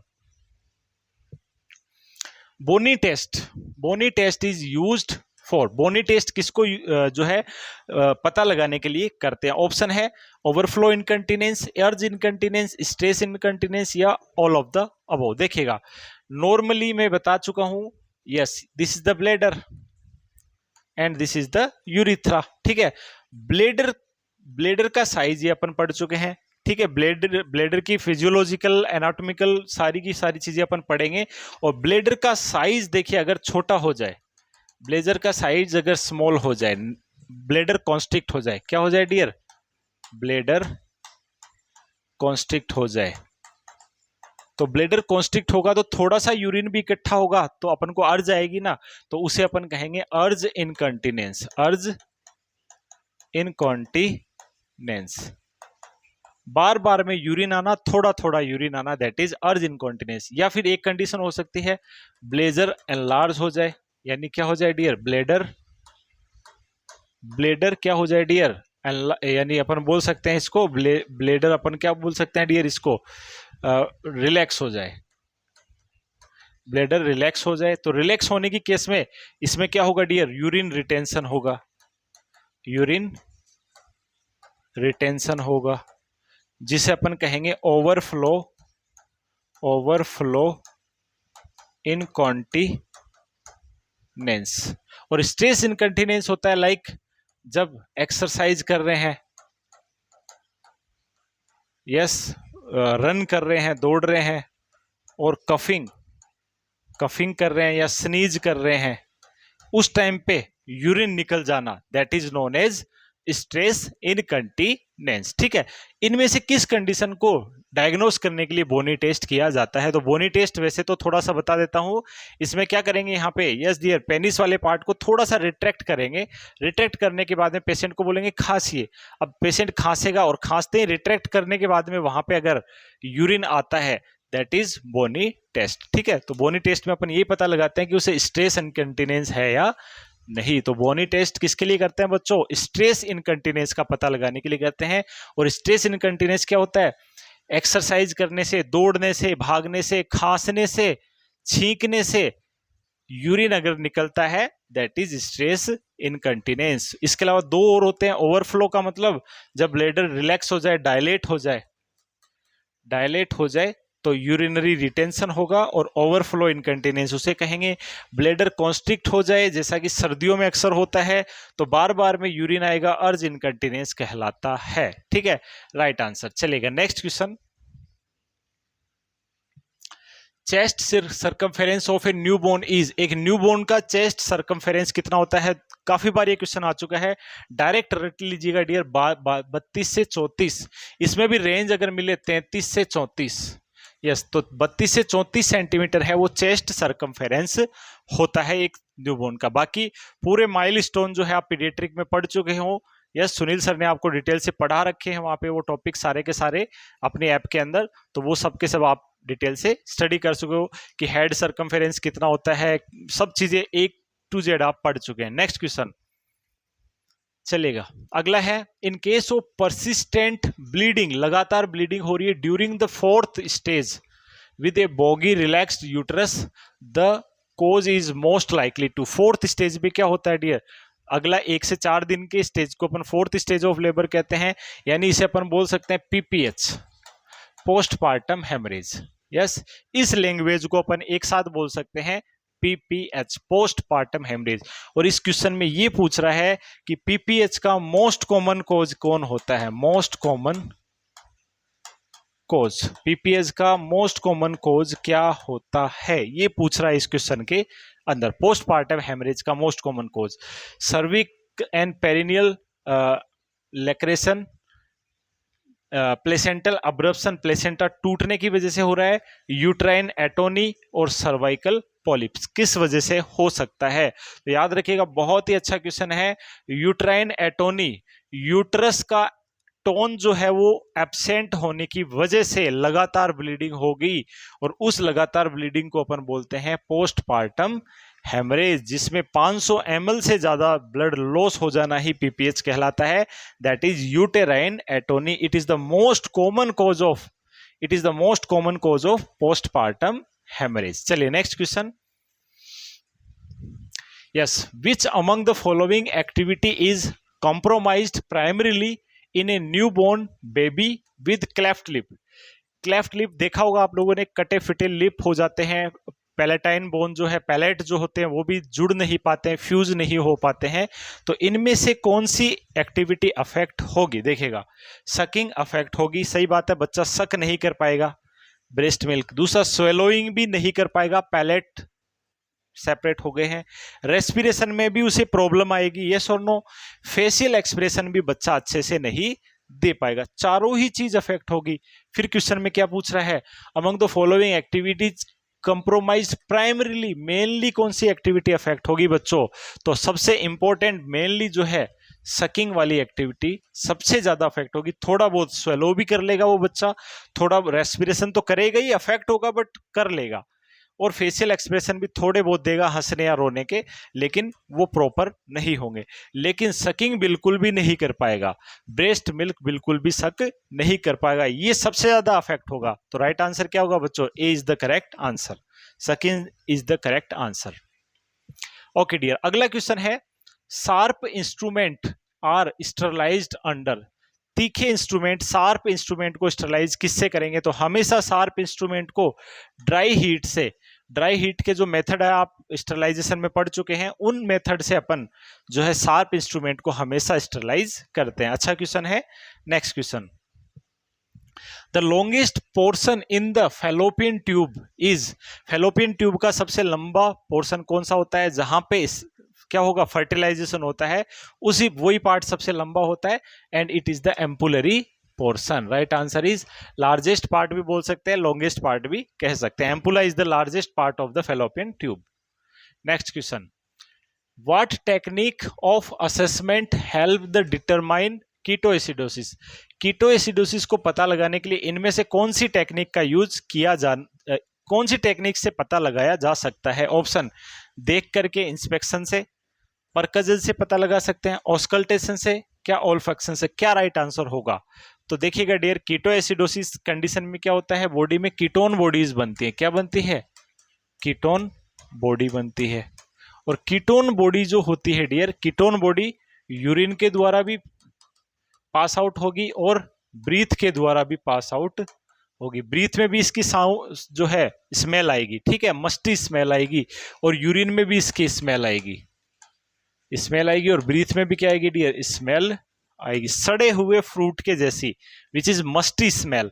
तो उस स्मेल को सूंघ करके आप बता सकते हो कि पर्सन को कीटोएसिडोसिस हो गया, कीटोन बॉडीज बनने की वजह से ऐसा होता है। कीटोन्स का जो बदबू होती है वो कैसी होती है डियर, लाइक सड़े हुए फ्रूट जो होते हैं ना, फ्रूट फल जो है सड़ जाते हैं, वैसी बदबू होती है।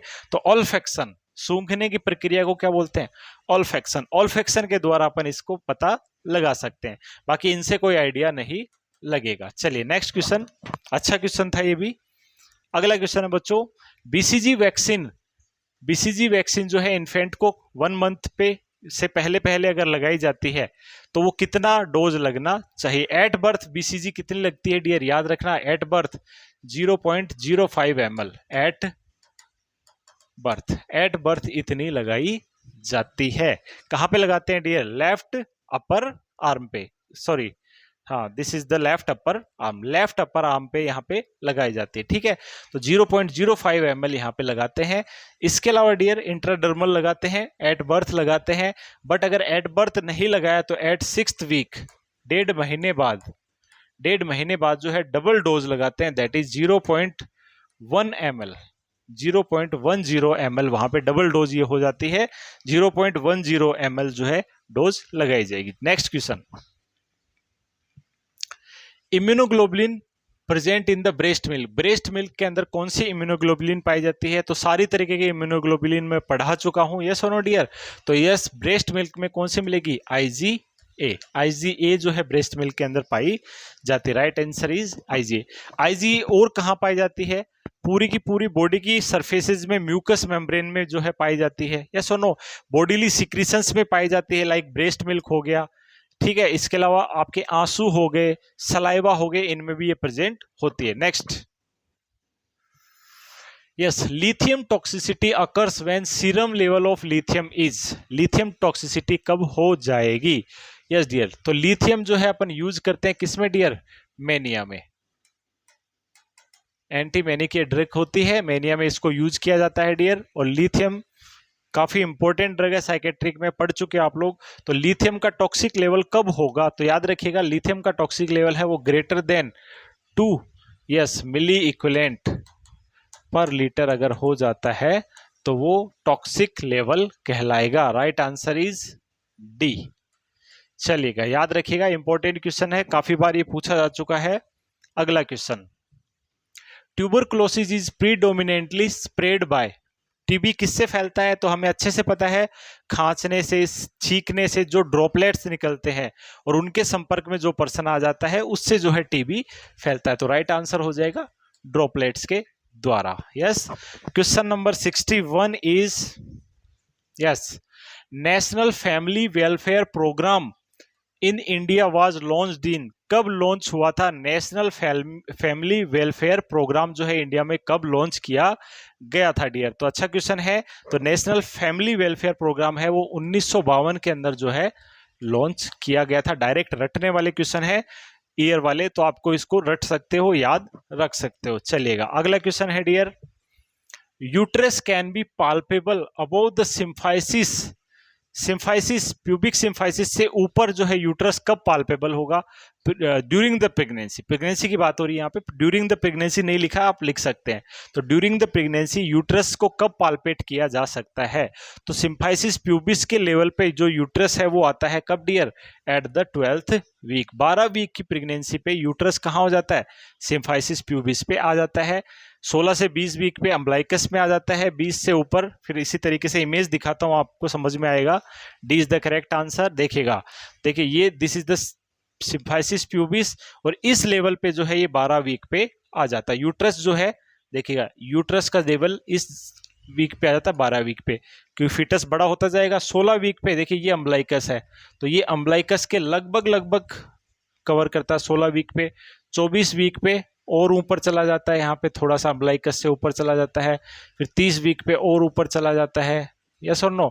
इस तरीके से जो है जीफोइड प्रोसेस तक पहुंच जाता है 36 वीक पे, और 40 वीक पे वापस नीचे आ जाता है, जीफोइड से नीचे आ जाता है। ठीक है, तो ये पूरा ओबीजी में मैं पढ़ा भी चुका हूं ये पॉइंट आपको, यस। तो राइट आंसर हो जाएगा 12 वीक पे इसको पाल्पेट किया जा सकता है प्यूबिस सिम्फाइसिस के लेवल पे। Right answer is 12 week. ठीक है, याद रखिएगा।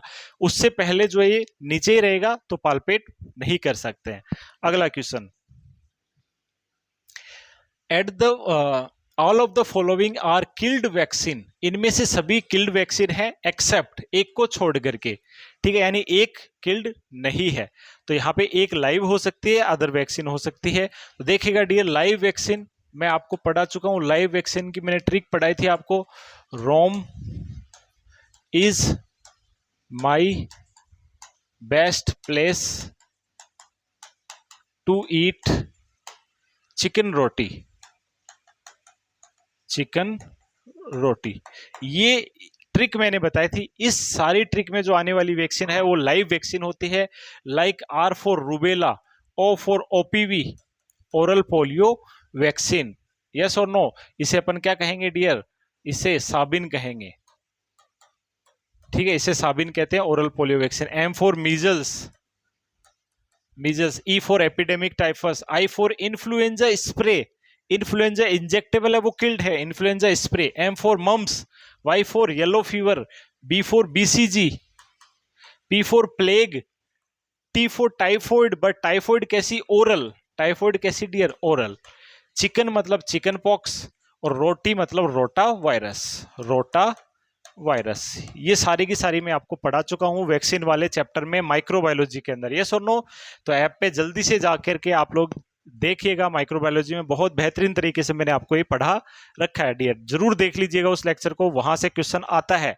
ईएसआई वाले तो अक्सर वहां से क्वेश्चन पूछा जाता है। ठीक है, 4-5 लेक्चर है, जल्दी से फटाफट उनको कवर कर लीजिएगा। नेक्स्ट बात करते हैं बच्चों, तो इसमें पूछा है इनमें से सभी किल्ड है छोड़ करके। तो इस ट्रिक में आने वाली लाइव है, तो इसमें आ रही है बीसीजी। तो बीसीजी एक लाइव वैक्सीन है। बीसीजी क्या है डियर? एक लाइव वैक्सीन है। बाकी अपन पढ़ते हैं डीटी। डीटी कैसे है? टॉक्सॉइड। टॉक्सॉइड वैक्सीन होती है डिफ्थीरिया और टिटनस। इसके अलावा जो भी वैक्सीन जो बच गई वो किल्ड वैक्सीन के एग्जांपल में आती है। कुछ और मैंने भी टाइप बताए थे, वो सभी आप देखिएगा। ठीक है, तो राइट आंसर हो जाएगा बीसीजी। चलिए नेक्स्ट क्वेश्चन, स्पायरोमीटर। देखिए, एक स्पायरोमीटर आपने देखा होगा जिसके अंदर एक फूंक को खींचा जाता है या फूंक को ब्लो किया जाता है। उसमें क्या होगा? फूंक को खींचते हैं, यस और नो? तो इंसेंटिव स्पायरोमीटर में फूंक को खींचा जाता है। ठीक है, तो जब और कन्वेंशनल स्पायरोमीटर में फूंक मारी जाती है, फर्स्ट एक्शन फूंक मारते हैं, जबकि स्पायरोमीट्री के अंदर फूंक को खींचा जाता है। तो फूंक को जब अपन खींचते हैं, स्पायरोमीटर देखा होगा ना, एक बॉल जैसा इंडिकेटर होता है जो कि ऊपर जाता रहता है, इस तरीके का इंडिकेटर होता है, दैट इज स्पायरोमीटर। तो स्पायरोमीटर मेनली कब क्यों यूज करते हैं? To prevent atelectasis, promote wound drainage, नहीं वुंड ड्रेनेज का कोई रोल नहीं है। एम्बुलेशन थेरेपी नहीं। ऑक्सीजन इनहेलेशन इसमें भी यूज नहीं करेंगे, इसमें तो ऑक्सीजन डिलीवरी सिस्टम यूज करेंगे। तो वैसे ही एक ऑप्शन बच गया, प्रिवेंट एटिलेक्टेसिस। एटिलेक्टेसिस का मतलब होता है collapse of the alveoli. Alveoli को कोलैप्स होने से बचाने के लिए अपन स्पायरोमेट्री जो है पेशेंट को करवाई जाती है। यस और नो डियर? तो राइट आंसर इज ए। काफी इंपॉर्टेंट और अच्छा क्वेश्चन है, याद रखिएगा। Next, okay dear, dengue fever transmitted by which mosquito?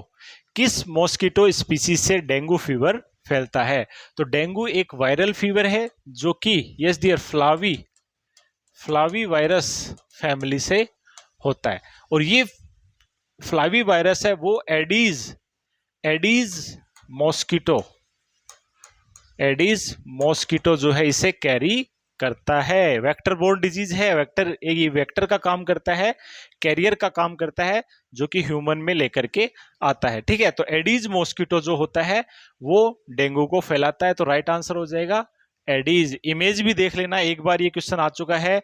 Yes dear, तो एडीज जो मॉस्किटो होता है उसका इमेज आप देखेंगे, this is the Aedes mosquito. ठीक है, तो एडीज मॉस्किटो की खास बात क्या है, इसमें देखो ये व्हाइट व्हाइट टाइगर जैसी जो है इसमें फीलिंग आती है। ठीक है, और इसका जो एंगल है वो 45 डिग्री एंगल पे इस तरीके से बनता है। ठीक है, ये भी एक इसका क्वेश्चन दिया हुआ है आपकी बुक्स के अंदर, चलेगा। आगे बात करेंगे नेक्स्ट इमेज बेस्ड क्वेश्चन, याद रखेगा दिस इज एडीज मॉस्किटो। चलिए नेक्स्ट बात करते हैं। एक वुमेन है who is pregnant for first time pregnant हुई है, तो उसे क्या कहेंगे? यस, तो मल्टीपैरा, प्राइमरी ग्रेविडा, नूलीपैरा और प्राइमी पैरा, क्या कहेंगे? ठीक है, नूलीपैरा मतलब नन, कोई भी बच्चा है, यस, स्टेज ऑफ वायबिलिटी को क्रॉस नहीं किया है, तो उसे अपन नूलीपैरा कहेंगे। वायबिलिटी का मतलब क्या होता है डियर? वायबिलिटी का मतलब होता है यस 24 वीक से ज्यादा प्रेगनेंसी को क्रॉस नहीं किया गया है, उसे नूलीपैरा कहा जाए। प्रेग्नेंट हो चुकी है लेकिन मान लीजिए 16 वीक पे ही उसे अबॉर्शन हो गया है, तो भी वो नूलीपैरा के अंदर ही आएगी, यानी अभी तक उसने पीरियड ऑफ वायबिलिटी को क्रॉस नहीं किया गया है। तो ये लेक्चर अच्छे से अपन पढ़ा चुके हैं ओबीजी के अंदर। तो यस डियर, तो प्रेगनेंसी के स्टेटस को बताने के लिए ग्रेविडा वर्ड यूज करते हैं, यानी एक बार प्रेग्नेंट हुई है तो प्राइमरी ग्रेविडा, 2 बार हुई है तो जो है दो बार या उससे ज्यादा होगी तो मल्टी ग्रेविडा उसे कहेंगे। ठीक है, तो primary gravida is the right answer. Yes, तो जो कि फर्स्ट टाइम प्रेग्नेंट हुई है उसे क्या कहेंगे? Primary gravida. और प्राइमरी पैरा उसे कहेंगे ऐसी मदर जो कि फर्स्ट टाइम प्रेग्नेंट हुई है या सेकंड टाइम हुई है लेकिन पीरियड ऑफ वायबिलिटी को पहला क्रॉस करेंगे तो उसे प्राइमरी पैरा कहेंगे। मान लीजिए कोई फीमेल 5 बार प्रेग्नेंट हुई बट एक भी बार उसका जो बच्चा है वो कभी 3 वीक में, कभी 4 वीक में, कभी 8 वीक में, कभी 16 वीक में ही अबॉर्ट हो गया है, तो वो अभी भी नली पैरा में आएगी, प्राइमरी पैरा में नहीं आएगी। तो ये अच्छा कॉन्सेप्ट है, मैं पढ़ा चुका हूं ओबीजी के अंदर। यस और नो, चलेगा। आगे बात करते हैं। Yes, which of the following is objective data? इनमें से कौन सा ऑब्जेक्टिव डेटा है? तो 2 तरीके के डेटा अपन पढ़ते हैं, सब्जेक्टिव और ऑब्जेक्टिव। ठीक है, ऑब्जेक्टिव मतलब ऑब्जर्व, यस, ऑब्जेक्टिव मतलब ऑब्जर्वर। ऑब्जर्वर कौन? नर्स, जो कि नर्स पता लगाए। और सब्जेक्टिव मतलब सब्जेक्टिव डेटा कौन से होंगे? सब्जेक्टिव डेटा मतलब सब्जेक्ट मतलब पेशेंट, जो कि पेशेंट बताएगा, वो क्या कहलाएंगे? सब्जेक्टिव डेटा कहलाएंगे। तो देखिए, डिजीनेस क्या नर्स ऑब्जर्व कर सकती है? नहीं, पेशेंट बताएगा, it is subjective data. Chest pain observe होगा क्या? चेस्ट पेन नहीं, पेशेंट बताएगा तभी तो होगा, it is again subjective data. Anxiety, घबराहट, ये भी पेशेंट बताएगा तभी होगा, यानी it is again subjective. Blue nails, ये ऑब्जर्व किए जा सकते हैं, यस और नो, तो इट इज ऑब्जेक्टिव डेटा। तो राइट आंसर क्या हो जाएगा? D is the correct answer. तो ऐसे घुमा फिरा क्वेश्चन आए कर दीजिएगा। चलिए नेक्स्ट क्वेश्चन है, what is the self life? अच्छा क्वेश्चन है, बहुत ही अच्छा क्वेश्चन है। Self life of wrapped sterile instrument. देखिए, स्टेराइल किए जा चुके इंस्ट्रूमेंट को और उन्हें रैप करके रखा हुआ, उनकी लाइफ कितनी है, कितने समय तक उन्हें आप स्टेराइल मान सकते हो? बहुत अच्छा क्वेश्चन है डियर, याद रखिएगा। तो वेरी इंपॉर्टेंट क्वेश्चन है and very right answer is 7 days. Direct रटने वाला क्वेश्चन है, याद रखने वाला पॉइंट है कि 7 दिन तक की अवधि तक अपन रैप किए हुए, प्रॉपर तरीके से रैप किए हुए, स्टेराइल एनवायरमेंट में रैप किए हुए इंस्ट्रूमेंट को अपन क्या मान सकते हैं? स्टेराइल मान सकते हैं। उसके बाद में उन्हें स्टेराइल कंसिडर नहीं करेंगे। Right answer is 7 days. अगला क्वेश्चन है, mid day meal programme was initiated in which year? Mid day meal programme कब इनिशिएट किया गया था? यस, ये क्वेश्चन कई बार आ चुका है, याद रखिएगा। 1961-62 के अंदर जो है मिड डे मील प्रोग्राम का कॉन्सेप्ट आया था और इस प्लान को लॉन्च किया गया था। तो राइट आंसर हो जाएगा 1962। चलेगा, अगला क्वेश्चन है डियर नेक्स्ट, हॉस्पिटल ड्रेसिंग्स जो होती है, yes, are best disposed by, इनको किस तरीके से बेस्ट डिस्पोज किया जा सकता है? यस, इनको डिस्पोजल का तरीका क्या, इन्हें ब्यूरिंग गाड़ दिया जाए, बर्निंग जला दिया जाए, बॉइलिंग किया जाए, डंपिंग डीप ब्यूरिंग किया जाए? यस और नो, कौन सा तरीका सबसे बेस्ट होता है? चूंकि ड्रेसिंग्स है वो कंटामिनेटेड है, और जो भी कंटामिनेटेड होंगे उन्हें अपन क्या कर सकते हैं डियर? यस, जला सकते हैं। Burning is the best method, burning जला करके इनको बेस्ट तरीके से डिस्कार्ड किया जा सकता है। बर्न के बाद में एस बन जाएगी जो कि एक छोटे एरिया में आ जाएगी। यस और नो, तो राइट आंसर क्या होगा dear? Burning is the best method. Best method पूछा ना, बेस्ट मेथड इज बर्निंग। चलेगा, नेक्स्ट क्वेश्चन है, एक मेल पेशेंट है, चलेगा पढ़िएगा, मैं पानी पी लेता हूं, नॉन स्टॉप चल रही है क्लास।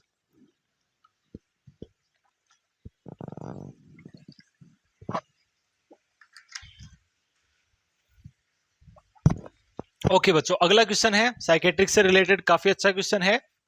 एक मेल पेशेंट है जो कि गुस्सा हो रहा है, बिकम एंग्री, गुस्सा हो रहा है टुवार्ड्स द नर्स, नर्स से गुस्सा हो रहा है, नर्स की तरफ, आप ड्यूटी पे हो और आपकी तरफ गुस्सा हो रहा है, ठीक है। After speaking to phone with his mother, अपनी माँ से बात करने के बाद, उसने फोन पे, हॉस्पिटल में एडमिट है, आप वहां पे प्रेजेंट हो, उसने अपनी मदर से कुछ बात करी, उनका आपस में कुछ झगड़ा हुआ है, जो भी हुआ, यहाँ पे मदर की जगह वाइफ लिख दे तो ज्यादा अच्छा होगा, ठीक है, जस्ट फॉर फन मदर ही समझ लीजिए। किसी से भी फोन पे बात किया, मदर, फादर, फ्रेंड, फैमिली, किसी से भी बात किया, और बात करने के बाद में उसका कुछ आपस में रहा होगा। यस, द नर्स रिकॉग्नाइज, देखो झगड़ा तो किन से हुआ है? फैमिली मेंबर से, दोस्त से, मदर से, जो भी ऑप्शन में हो, क्वेश्चन में घुमा के दिया जा सकता है, मदर ही जरूरी नहीं है, कोई भी हो सकता है, वाइफ हो सकता है, सिस्टर हो सकते हैं, ब्रदर हो सकते हैं, दोस्त हो सकते हैं। और गुस्सा किस पे निकाल रहा है? कहां, किस पे निकाल रहा है? नर्स पे, जो नर्सिंग ऑफिसर वहां पे प्रेजेंट है उसके ऊपर गुस्सा निकाल रहा है। यस, तो वो कौन सी डिफेंस मैकेनिज्म यूज कर रहा है? कौन सी डिफेंस मैकेनिज्म है? तो जब एक पर्सन का गुस्सा दूसरे पर्सन पे निकाला जाए, एक पर्सन का फ्रस्ट्रेशन दूसरे पे निकाला जाए, तो उसे अपन कहते हैं डिस्प्लेसमेंट, डिस्प्लेस होना। यस और नो, तो इसका राइट आंसर क्या हो जाएगा डियर? इसका राइट आंसर हो जाएगा डिस्प्लेसमेंट, ना कि रिप्रेशन, सप्रेशन या रेशनलाइजेशन। बाकी डिटेल से आपको साइकेट्रिक में सौरभ जी पढ़ा चुके हैं। यस और नो डियर, तो इस क्वेश्चन का राइट आंसर हो जाएगा displacement. Next question is, yes, recommended protein during pregnancy, pregnancy की रिकमेंडेड प्रोटीन डाइट क्या होनी चाहिए? तो याद रखिएगा dear, during first trimester, first trimester जो है, यस, 40 से 50 ग्राम पर डे, और yes dear second and third trimester, second and third trimester के अंदर, यस डियर याद रखिएगा, approx 70 to 75 gram per day, इतनी प्रोटीन जो है दी जानी चाहिए। 70 से 75 ग्राम, पहले में 40 से 50 ग्राम जो है दी जानी चाहिए प्रेगनेंसी के केस में। अब यहाँ तो देखो कुछ एक्सप्लेन ही नहीं किया है, तो जब ऐसे एक्सप्लेन नहीं किया जाए तो अपन को ये वाला राइट आंसर मानना है। कौन सा मानना है? सेकंड और थर्ड का राइट आंसर मान करके इसका आंसर देना है। तो सेकंड और थर्ड, फर्स्ट में स्पेसिफिक फर्स्ट में पूछा जाता तो आंसर देते 40 या 50, जो भी ऑप्शन में आपको मिलता 40, इन दोनों में भी प्रायोरिटी 40 को देनी है आपको, ठीक है, 40 या 50। दूसरा 70 से 75 के बीच में, तो क्वेश्चन में कुछ नहीं दिया है, तो अब कौन सा मानोगे? ये वाला मान करके आपको आंसर देना है। That is right answer is 75 ग्राम, 75 ग्राम के लगभग जो है प्रोटीन पर डे दी जानी चाहिए। नेक्स्ट क्वेश्चन इज, यस, काफी अच्छा और इंपॉर्टेंट क्वेश्चन है, what is the adequate intake of calcium mg per day for pregnant women? Pregnant women को कैल्शियम कब देते हैं dear? Yes, from second trimester, second trimester से जो है कैल्शियम स्टार्ट किया जाता है, और कैल्शियम को जो है सिट्रस फ्रूट के साथ में देना सबसे बेस्ट चॉइस होता है। ऑलरेडी ये क्वेश्चन अपन काफी बार कर चुके हैं। तो कैल्शियम कितना दिया जाना चाहिए? ऑप्शन बहुत नैरो रेंज में है यहाँ पे, 1100, 1000, 1100, 1200, 1300, कितना देंगे? यस डियर, तो right answer is 1200 mg per day, 1200 mg per day है जो है कैल्शियम जो है रिकमेंडेड होता है पर डे देने के लिए। Next question dear, yes, average blood loss in normal menstruation cycle. Normal menstruation cycle में एवरेज ब्लड लॉस कितना होता है बच्चों? तो याद रखिएगा, एवरेज ब्लड लॉस होता है 50 से 80 ml। 50 से 80 ml जो है एवरेज ब्लड लॉस होता है एक मेंस्ट्रुएशन साइकिल के अंदर। नॉर्मल, ठीक है, नॉर्मल बात कर रहे हैं यहाँ पे, मेनोर्जिया मेट्रोर्जिया उनकी बात नहीं कर रहे हैं, ठीक है। Right answer is A. अगला, the plasma protein that maintain oncotic pressure. Oncotic pressure, और इसे अपन ऑस्मोटिक प्रेशर भी बोलते हैं, ऑस्मोटिक प्रेशर भी बोलते हैं। और ये जो प्रेशर है नॉर्मल कितना होता है डियर? नॉर्मल ऑस्मोटिक या ऑन्कोटिक प्रेशर होता है 22 से 28 mm ऑफ Hg। और इसके लिए मेनली रिस्पॉन्सिबल है डियर कौन? Albumin, albumin and globulin. Yes, जिसमें से इनमें से भी 90% जो है एल्बुमिन ही मेंटेन करती है। तो राइट आंसर क्या हो जाएगा dear? Albumin is the correct answer. Very important, blood वाले चैप्टर में पढ़ा भी चुका हूं ये पॉइंट। चलेगा, नेक्स्ट बात करेंगे। Low protein diet leads to. Low protein diet से क्या हो सकता है, यानी प्रोटीन डेफिशिएंसी से क्या हो सकता है? क्या मेरास्मस, क्या क्वाशियरकर, क्या मेरास्मस एंड क्वाशियरकर बोथ, या फिर नन?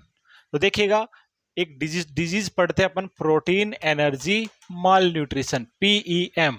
इसमें दो चीजें पढ़ते हैं अपन, मेरास्मस एंड क्वाशियरकर। तो मेनली एनर्जी की वजह से मेरास्मस होता है, और प्रोटीन की डेफिशिएंसी से क्या होता है डियर? क्वाशियरकर होता है। तो इस क्वेश्चन का राइट आंसर क्या होगा? क्वाशियरकर, ना कि बोथ, ठीक है। तो क्वाशियरकर मेनली प्रोटीन की वजह से होता है, बाकी एनर्जी और अदर सोर्सेज की कमी से क्या होता है? मेरास्मस देखने को मिलता है। काफी क्वेश्चन इस टॉपिक से बनते हैं, तो ये अच्छे से आप लोग पढ़िएगा। चलिए नेक्स्ट बात करेंगे। नेक्स्ट क्वेश्चन याद रखना है, प्रोटीन क्वाशियरकर। अगला, postpartum haemorrhage is defined as the minimum blood loss. PPH के दौरान मिनिमम ब्लड लॉस कितना होता है? बहुत अच्छा क्वेश्चन है, काफी बार आ चुका है। It is right answer is 500 ml। 500 ml या उससे ज्यादा ब्लड लॉस होगा तो उसे अपन पीपीएच की कैटेगरी में रखेंगे, उससे कम को पीपीएच की कैटेगरी में नहीं रखेंगे, ठीक है। तो डायरेक्ट याद रखने वाला क्वेश्चन है, और ऐसे क्वेश्चन ईएसआईसी में अक्सर आते हैं। अगला question, ripeness of cervix is assessed by. Ripeness of cervix, cervix ripeness का मतलब होता है ready to deliver, ready to deliver. Yes dear, ready to deliver. Ripeness of cervix is assessed bye.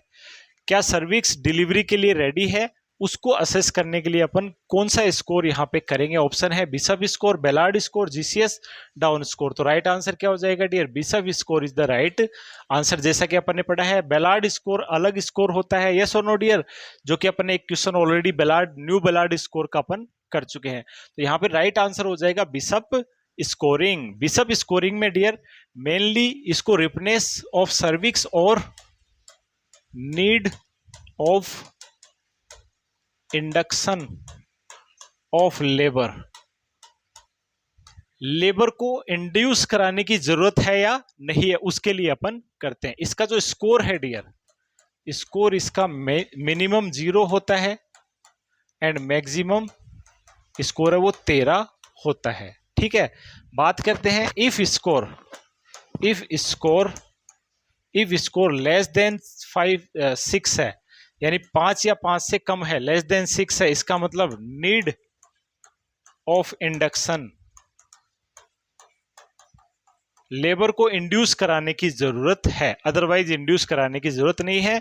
Score जितना ज्यादा होगा, 13 के आसपास होगा, तो यानी स्पॉन्टेनियस डिलीवरी वहां पे हो सकती है, ठीक है। इसमें जो है 5 पैरामीटर देखते हैं अपन, और वो 5 पैरामीटर कौन कौन से होते हैं डियर? याद रखिएगा, C P E D S, C pads, 5 parameter यहाँ पे देखते हैं डियर, ठीक है। C4 होता है सर्विक्स की कंसिस्टेंसी, P4 सर्विक्स की पोजीशन, E4 सर्विक्स में एफेसमेंट, D4 सर्विक्स का डायलेशन। तो 4 चीजें तो सर्विक्स से रिलेटेड।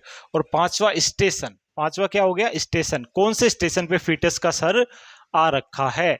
इन 5 सी पैड से याद रखिए, आपको याद हो जाएगा, ठीक है। जिसमें C और P जो है इनके स्कोर होते हैं 0, 1, 2, 0, 1 और 2 और इनके स्कोर होते हैं 0, 1, 2, 3, 0, 1, 2, 3, 0, 1 2 3। तो मैक्सिमम स्कोर देखो 3 3 6 3 9 और 2 4, तो 9 और 4 13 हो गया मैक्सिमम स्कोर। और मिनिमम स्कोर 0 0 0 0 0, सभी को जोड़ दो तो 0 ही आएगा मिनिमम स्कोर। तो इसीलिए बताया मिनिमम स्कोर कितना होता है, 0 होता है। थोड़ा सा इसको समझा देता हूँ, चलेगा। राइट आंसर देख लिया अपन ने, ए होता है। देखेगा 5 स्कोर अपन इसके अंदर देखते हैं, जो कि जैसा कि मैंने आपको बताया है। यस डियर, तो 5 स्कोर कौन कौन से देखेंगे डियर? सी फॉर कंसिस्टेंसी, ठीक है, C for consistency. P for position. E for effacement, cervix की लेंथ, ठीक है, सर्विक्स। D for dilation. और S for dear station. Fetus का जो क्राउन है, हेड है, वो कितना नीचे आ गया, किससे? स्कियल स्पाइन से। तो इनके अनुसार अपन 0 1 2 और 3 नंबर यहाँ पे देते हैं, ठीक है डियर। तो फीटल जो है, यस डियर, ये थोड़ा सा उल्टा सीधा हो गया है कुछ तो। यस, देखिए सर्विक्स कंसिस्टेंसी फर्म है, मीडियम है या सॉफ्ट है, इसमें 3 0 होता है, ठीक है। सर्विक्स की पोजीशन पोस्टीरियर है, मिडिल है या इंटीरियर है, इसके अनुसार नंबर देंगे, ठीक है। एफेंसमेंट 30% यानी 3 सेंटीमीटर, 2 सेंटीमीटर से ज्यादा, 1 सेंटीमीटर से ज्यादा है, उसके अनुसार अपन नंबर देते हैं। डायलेशन क्लोज 1 से 2 सेंटीमीटर, 5+ सेंटीमीटर तो 3 नंबर देते हैं। स्टेशन अगर -3 स्टेशन है, स्कियल स्पाइन से 3 सेंटीमीटर ऊपर है तो 0 नंबर देंगे, और 1 या 2 है तो अपन वहां पे 3 नंबर देंगे। ये आपको रटने की जरूरत नहीं है, बस पैरामीटर याद रख लो। 5 पैरामीटर कौन कौन से होते हैं, उनसे क्वेश्चन अक्सर आ जाते हैं, ठीक है डियर। बाकी बिशप स्कोरिंग आप अच्छे से पढ़ चुके हैं। Next question, yes, in a healthy man who weight 70 kg the total body water is approx. एक पर्सन है डियर, एक पर्सन है, हेल्दी पर्सन है, ठीक है, एक हेल्दी पर्सन है। इस हेल्दी पर्सन का वजन है 70 किलो। कितना बच्चों? 70 किलो है। तो इसमें पूछ रहे हैं कि वाटर कितना है। तो अपन को पता है एडल्ट्स में जो वाटर है वो होता है बच्चों 60%। कितना होता है? 60% होता है। यस और नो? तो आप निकाल लीजिए 70 किलो का 60%। यस और नो? तो कैसे निकालेंगे डियर? 70 का 60% कैसे निकालेंगे? 70 गुणा 60/100, ऐसे तो निकालते हैं। परसेंटेज का मतलब 1/100। तो इसको निकाल लीजिएगा, 0 से 0 कट गया, 0 से 0 तो 42 kg। 42 किलो, 42 लीटर में आ जाएगा वो किलो की जगह। 42 लीटर उसमें क्या है बच्चों? यस, वाटर प्रेजेंट होगा। यस और नो? चलिए next question. Yes, Bartholin gland present in. Bartholin gland कहां पाई जाती है? तो yes dear, female reproductive organ में वल्वा के अंदर ये पाई जाती है। एक्सटर्नल जेनिटलिया को ग्रुप को अपन वल्वा कहते हैं। यस और नो? और वल्वा वाले ग्रुप में बार्थोलिन ग्लैंड पाई जाती है, बट वल्वा तो उस ऑप्शन में ही नहीं है। यस और नो? तो वल्वा यानी vagina, vagina is the part of vulva. तो यस, वेजाइना के दोनों तरफ में पेरी वेजाइनल एरिया में बार्थोनिल ग्लैंड जो है पाई जाती है। तो राइट आंसर क्या हो जाएगा जी? Vagina is the correct answer. Next question, yes, which lotion is used for the treatment of scabies. Yes, scabies को ट्रीट करने के लिए कौन सा लोशन यूज करेंगे? तो स्कैबीज क्या है डियर? ये एक इन्फेस्टेशन डिजीज है जो कि सार्कोप्टेस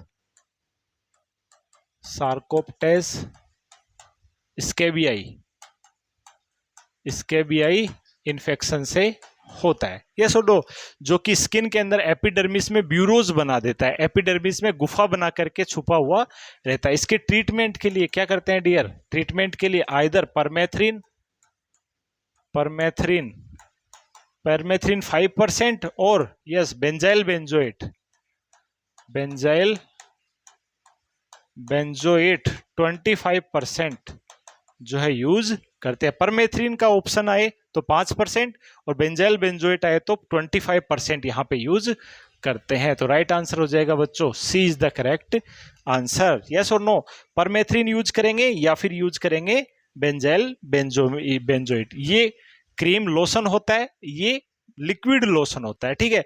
इसके अलावा ट्रीटमेंट अपन जब पढ़ेंगे स्कैबीज के बारे में तो उसमें एक ड्रग और पढ़ाएंगे विच इज आइवरमेक्टिन। यस, तो एक टैबलेट होती है which is 1 time, this is ivermectin. Mectin, ivermectin भी वहां पे देते हैं। इसके अलावा एजिथ्रोमाइसिन भी वहां पे सिंगल डोज दिया जाता है, ठीक है। बाकी बेंजाइल बेंजोएट ये क्वेश्चन काफी बार आते हैं, परमेथ्रिन और बेंजाइल बेंजोएट वहां पे यूज करते हैं। कितना? 25% और 5%। चलिए नेक्स्ट क्वेश्चन।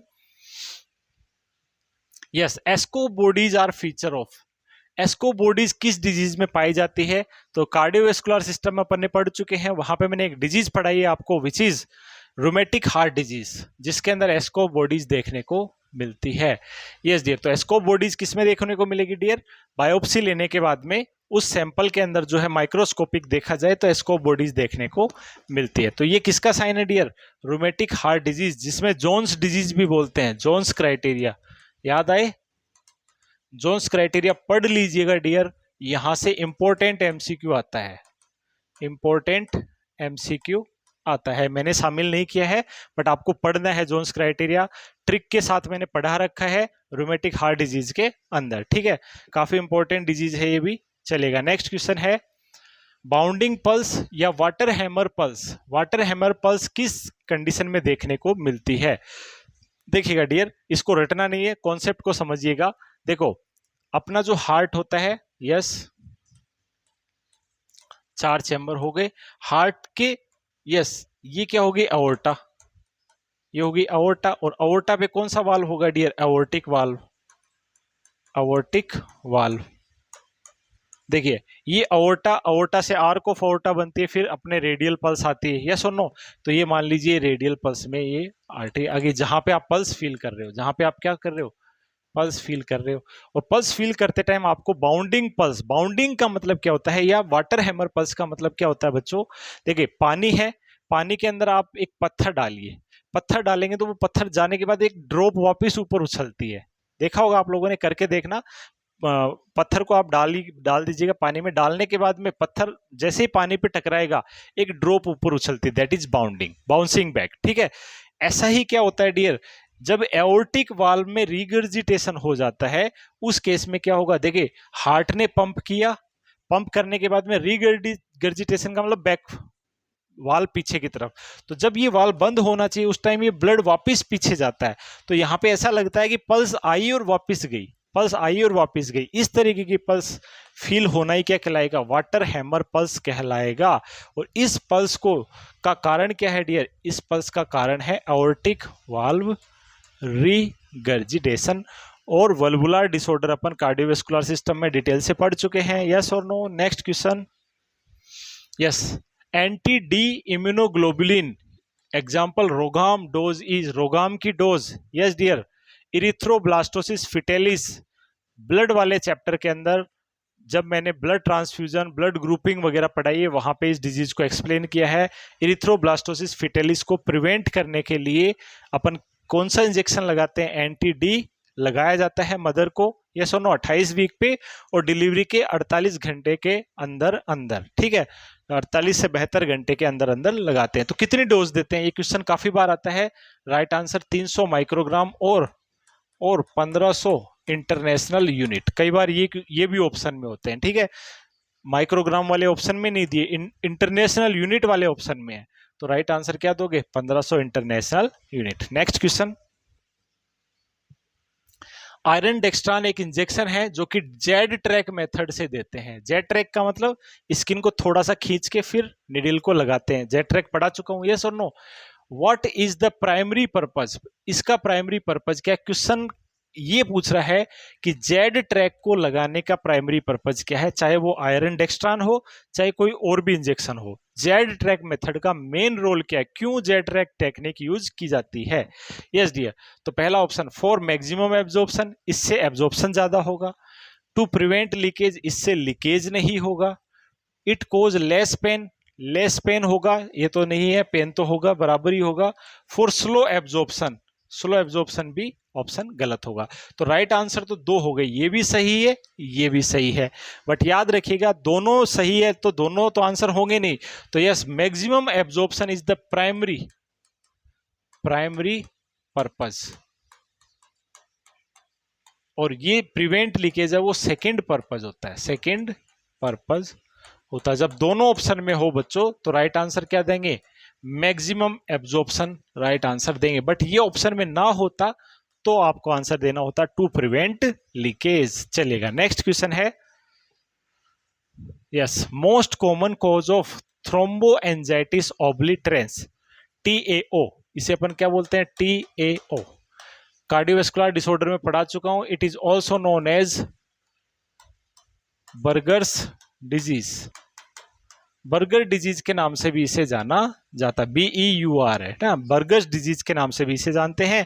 इसे TAO डिजीज के नाम से भी जानते हैं। थ्रोम्बो मतलब क्लोट बन जाता है, एंजाइटिस मतलब inflammation of artery, inflammation of artery, obliterans मतलब ब्लॉकेज, आर्टरी का इन्फ्लामेशन भी हो गया है, थ्रोम्बस भी बन गया और वो ब्लॉक भी हो गई है। मोस्ट कॉमनली अपने हाथों की ब्लड वेसल्स में ऐसा होता है। एंड इसका जो मोस्ट कॉमन कोज है वो है dear smoking, smoking is the most common cause. तो राइट आंसर क्या हो जाएगा dear, smoking. Very very important question, ठीक है, तो ये क्वेश्चन याद रखिएगा, पूछा हुआ क्वेश्चन है, पूछा जा चुका है, पूछा जा सकता है। Next, which of the following is responsible for deep and prolonged inspiration, deep respiration के लिए कौन सा जिम्मेदार है। देखिए, मेडुला ओब्लोंगेटा है वो रेट ऑफ रेस्पिरेशन को कंट्रोल करता है, रेट ऑफ रेस्पिरेशन को रेगुलेट करता है, जबकि पोन्स जो है डेप्थ ऑफ रेस्पिरेशन को कंट्रोल करता है, जहां पे दो सेंटर पाए जाते हैं, एपन्यूस्टिक और न्यूमोटेक्सिक सेंटर। यस और नो, क्वेश्चन में पूछ रहा है कि डीप रेस्पिरेशन के लिए कौन रिस्पॉन्सिबल है, तो राइट आंसर क्या दोगे dear, pons is the correct answer. एक क्वेश्चन पहले देखा था, उसका आंसर था मेडुला ओब्लोंगेटा, क्योंकि प्राइमरी रेस्पिरेटरी सेंटर वो मेडुला ओब्लोंगेटा में पाए जाते हैं, जबकि डेप्थ को कंट्रोल करने वाले सेंटर वो पोन्स में पाए जाते हैं। Next question, Reed Sternberg cell, Reed Sternberg cell important question है, डायरेक्ट याद रखिएगा। रीड स्टर्नबर्ग सेल है वो किस से एसोसिएटेड है, ल्यूकेमिया, हॉजकिंस लिम्फोमा, रेब्डोमायोमा, मल्टीपल माइलोमा। तो ये किससे रिलेटेड है डियर, हॉजकिंस लिम्फोमा से रिलेटेड है। रीड स्टर्नबर्ग सेल हॉजकिंस लिम्फोमा के अंदर पाई जाती है। रेब्डोमायोमा का मतलब होता है, रेब्डो का मतलब स्केलेटल मसल्स का ट्यूमर हो जाना, क्या कहलाएगा, रेब्डोमायोमा कहलाता है, ये अलग चीज है। मल्टीपल मायोलोमा क्या है dear, it is cancer of, it is cancer of plasma cell, plasma cell, plasmacytoma भी इसे कहा जाता है। कैंसर वाले चैप्टर में अपन इसको पढ़ चुके हैं, और मल्टीपल माइलोमा इसे कहा जाता है। और इसमें इसका एक फीचर होता है dear, Bence Jones protein in urine, urine के अंदर एक प्रोटीन देखने को मिलती है, yes, Bence Jones protein. Direct question आता है, एक और क्वेश्चन मैंने करा दिया है, बेंस जोन्स प्रोटीन किस में देखने को मिलती है, मल्टीपल माइलोमा, जिसे प्लाज्मोसाइटोमा कहा जाता है। ठीक है बच्चों, next question, the average energy value of human milk, बहुत अच्छा क्वेश्चन है। ह्यूमन मिल्क के अंदर, ब्रेस्ट मिल्क के अंदर एवरेज एनर्जी कितनी होती है, तो यहाँ पे ऑप्शन दिए 100 ml के अंदर, तो 100 ml में कितनी किलो कैलोरी अपन को प्राप्त होती है, तो डायरेक्ट याद रखने वाला क्वेश्चन है। Yes, right answer is 70 kilo calorie पर 100 ml। रेंज वाइज आए तो 65 से 75 किलो कैलोरी पर 100 ml।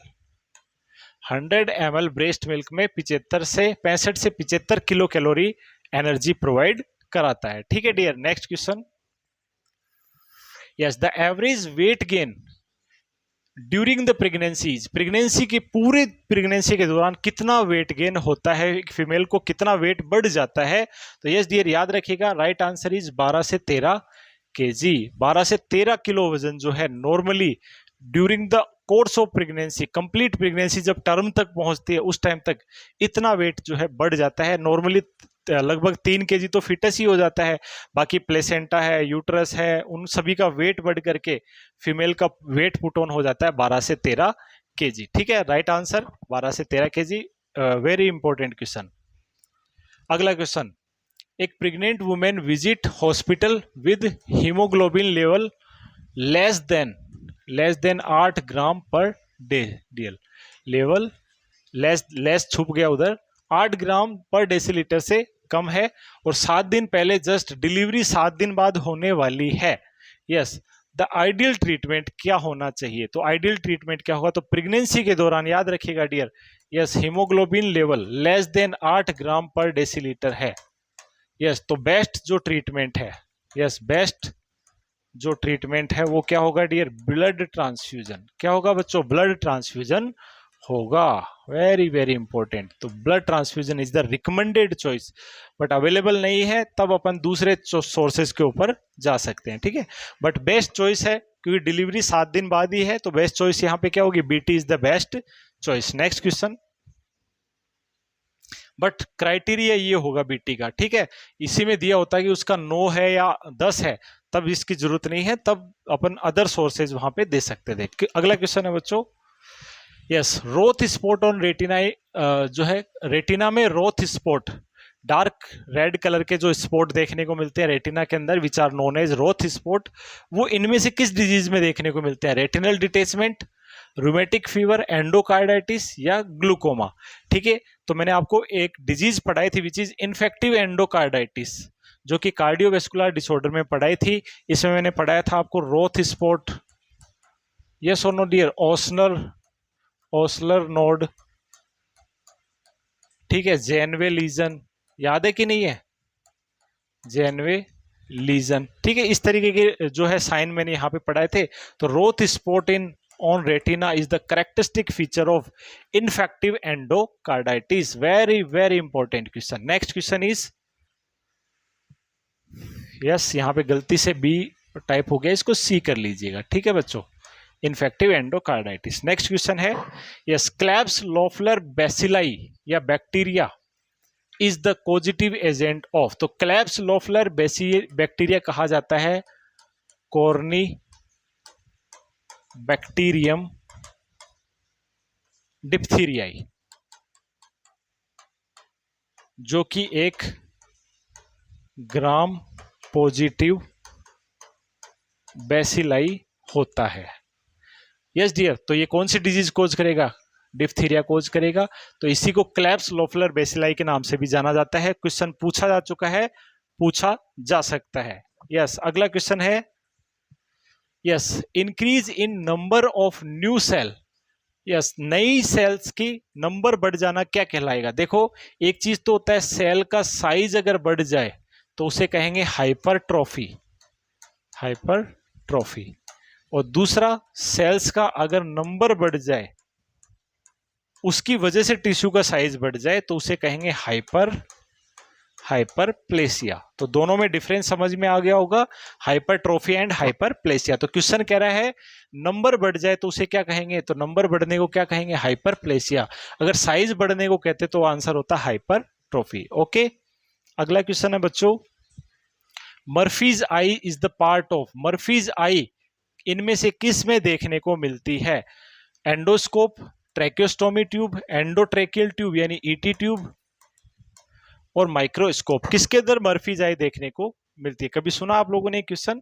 यस, तो ये इमेज देखिएगा, ये इमेज आप देख रहे हैं, this is the coughing part, balloon part, और यहाँ पे देखो ये मेन पोर्टल हो गया और एक यहाँ पे एक एक्स्ट्रा ओपनिंग होती है, एक्स्ट्रा ओपनिंग होती है, इसी को अपन मर्फी आई कहते हैं। और ये जो है डियर पाई जाती है अपने ईटी ट्यूब के अंदर, एंडोट्रेकियल ट्यूब के अंदर ये देखने को मिलती है। पढ़ा चुका हूं ईटी ट्यूब में आपको रेस्पिरेटरी सिस्टम में, वहां पर इसके बारे में भी डिस्कस किया गया था। चलेगा, राइट आंसर क्या हो जाएगा? C is the correct answer. अगला क्वेश्चन है, this is considered as the most important aspect of hand washing. 4 aspect है आपके पास में हैंड वॉशिंग के, इनमें से सबसे इंपॉर्टेंट, सबसे मोस्ट इंपॉर्टेंट एस्पेक्ट कौन सा है?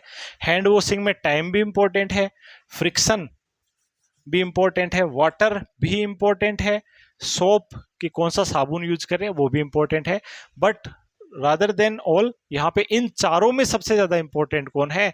तो इन चारों में सबसे ज्यादा इंपॉर्टेंट है फ्रिक्शन। फ्रिक्शन, यस और नो, अलग अलग एरियाज फ्रिक्शन किस तरीके से आप कर रहे हो, that is most important aspect. Time से ज्यादा, वाटर से और सोप से भी ज्यादा जो है इंपॉर्टेंट है वो क्या होगा? फ्रिक्शन। तो एक अच्छा क्वेश्चन है, चारों राइट आंसर है, बट चारों में सबसे राइट कौन है? Friction is the most important. Next,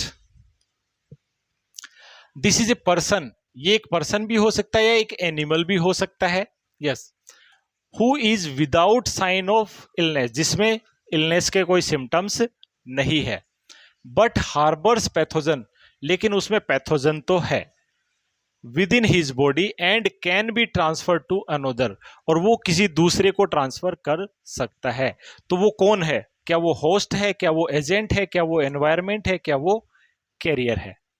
समझ में आया क्वेश्चन आपको? क्वेश्चन क्या कह रहा है कि ये एक पर्सन भी हो सकता है, एनिमल भी हो सकता है, जो कि पैथोजन को कैरी करता है, लेकिन उसमें कोई सिम्टम्स नहीं होते हैं, लेकिन वो दूसरे पर्सन में क्या कर सकता है? उस डिजीज को ट्रांसमिट कर सकता है।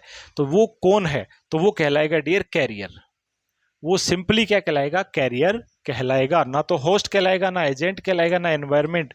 वो कैरियर का काम कर रहा है कि उस पैथोजन को वो दूसरे पर्सन जिसको वो डिजीज कोज कर सकता है उस तक पहुंचाने का काम कर रहा है। ये सुनो, बहुत सारी आपने सुना होगा कि चमगादड़, बैट्स के अंदर बहुत सारी डिजीजेज होती है जो ह्यूमंस में आ जाती है। जूनोटिक डिजीज आपने सुनी होगी, उनमें जानवरों में उसके सिम्टम नहीं है बट ह्यूमंस में आ जाते हैं। लाइक रेबीज का नाम सुना है? रेबीज में वो जो डॉग होता है वो कैरियर नहीं है। समझना इस चीज को, क्योंकि डॉग में भी रेबीज के सिम्टम्स आते हैं, लेकिन यहां तो ये कह रहा है कि वो सिम्टम्स नहीं आएंगे। तो वो कैरियर वो होगा जिसमें खुद में सिम्टम नहीं आएंगे बट वो दूसरे को ट्रांसमिट कर देता है। तो right answer is carrier. Next question, currant jelly sputum, currant jelly sputum is characteristic of. तो न्यूमोनिया याद करिए, मैंने पढ़ाया आपको रेस्पिरेटरी सिस्टम में। तो करंट जेली स्पूटम किस में देखने को मिलता है बच्चों? के फॉर करंट और कै फॉर क्लेब्सेला। हिंदी में क्या याद रखना है, बाकी तो सी और के आ गया, हिंदी में क्या याद रखना? तो इट इज क्लेब्सेला। क्लेब्सेला इन्फेक्शन, क्लेब्सेला की वजह से अगर न्यूमोनिया हो रहा है तो करंट जेली स्पूटम देखने को मिलता है। और एक करंट जेली स्टूल किसमें देखने को मिलता है dear? Currant jelly like stool किसमें देखने को मिलता है? तो ये अपन पढ़ चुके हैं डाइजेस्टिव सिस्टम में। तो ये देखने को मिलता है डियर स्टूडेंट्स, ये देखने को मिलता है intussusception of intestinal obstruction. Intestinal obstruction पढ़ा है, वहां पे मैंने डिस्कस किया है। Next question, the physician order ranitidine AC. Ranitidine क्या है डियर? ये H2 ब्लॉकर है, H2 ब्लॉकर। यस और नो? H2 हिस्टामिन 2 एंटागोनिस्ट भी बोल सकते हैं। और आगे लिखा है AC. What does AC mean? AC का मतलब क्या है? तो एसी का मतलब होता है कि रेनिटिडिन कब देनी है? Before meal. इसमें लिखा हुआ है, मतलब हो सकता है रेनिटिडिन बिफोर मील या जैसे भी देते हैं, लेकिन एसी लिखा हुआ है। इस एसी का मतलब क्या है, ये क्वेश्चन में पूछा है। तो एसी एक क्या है डियर? एब्रीविएशन है। और एसी का मतलब होता है डियर बिफोर मील। पीसी लिखा होता तो आफ्टर मील उसका आंसर होता। यस और no dear students? And very important last question of this lecture, yes dear, the coplic spot commonly appear in। तो कोप्लिक स्पॉट देखो दांतों के पीस साइड में जो है, inside of the cheeks. Yes dear, यहाँ पे आपको ये स्पॉट्स दिखाई दे रहे हैं, these are known as Koplik spot. और ये किस डिजीज में देखने को मिलते हैं बच्चों? तो याद रखिएगा, these are characteristic feature of measles. Right answer is measles. Image based question भी यहाँ पे बता दिया मैंने, तो ऐसा भी आ सकता है बच्चों। ठीक है, तो आज की इस क्लास के अंदर अपन ने 100 MCQ सुपर फास्ट स्पीड से करने की कोशिश करी। आपका टाइम वेस्ट ना हो उसके लिए मैंने आपको बहुत सारे कॉन्सेप्ट बहुत ही फास्ट तरीके से समझाने की कोशिश करी है। बाकी आप पे डिपेंड करता है कि आप हार्डवर्क करें या ना करें। मैं मेरा प्रयास पूरा कर रहा हूं और मेरे प्रयास के पीछे पीछे आप भी अपना प्रयास बेहतरीन तरीके से करिए बच्चों, ताकि आपको सफलता मिल सके। All the best, thank you.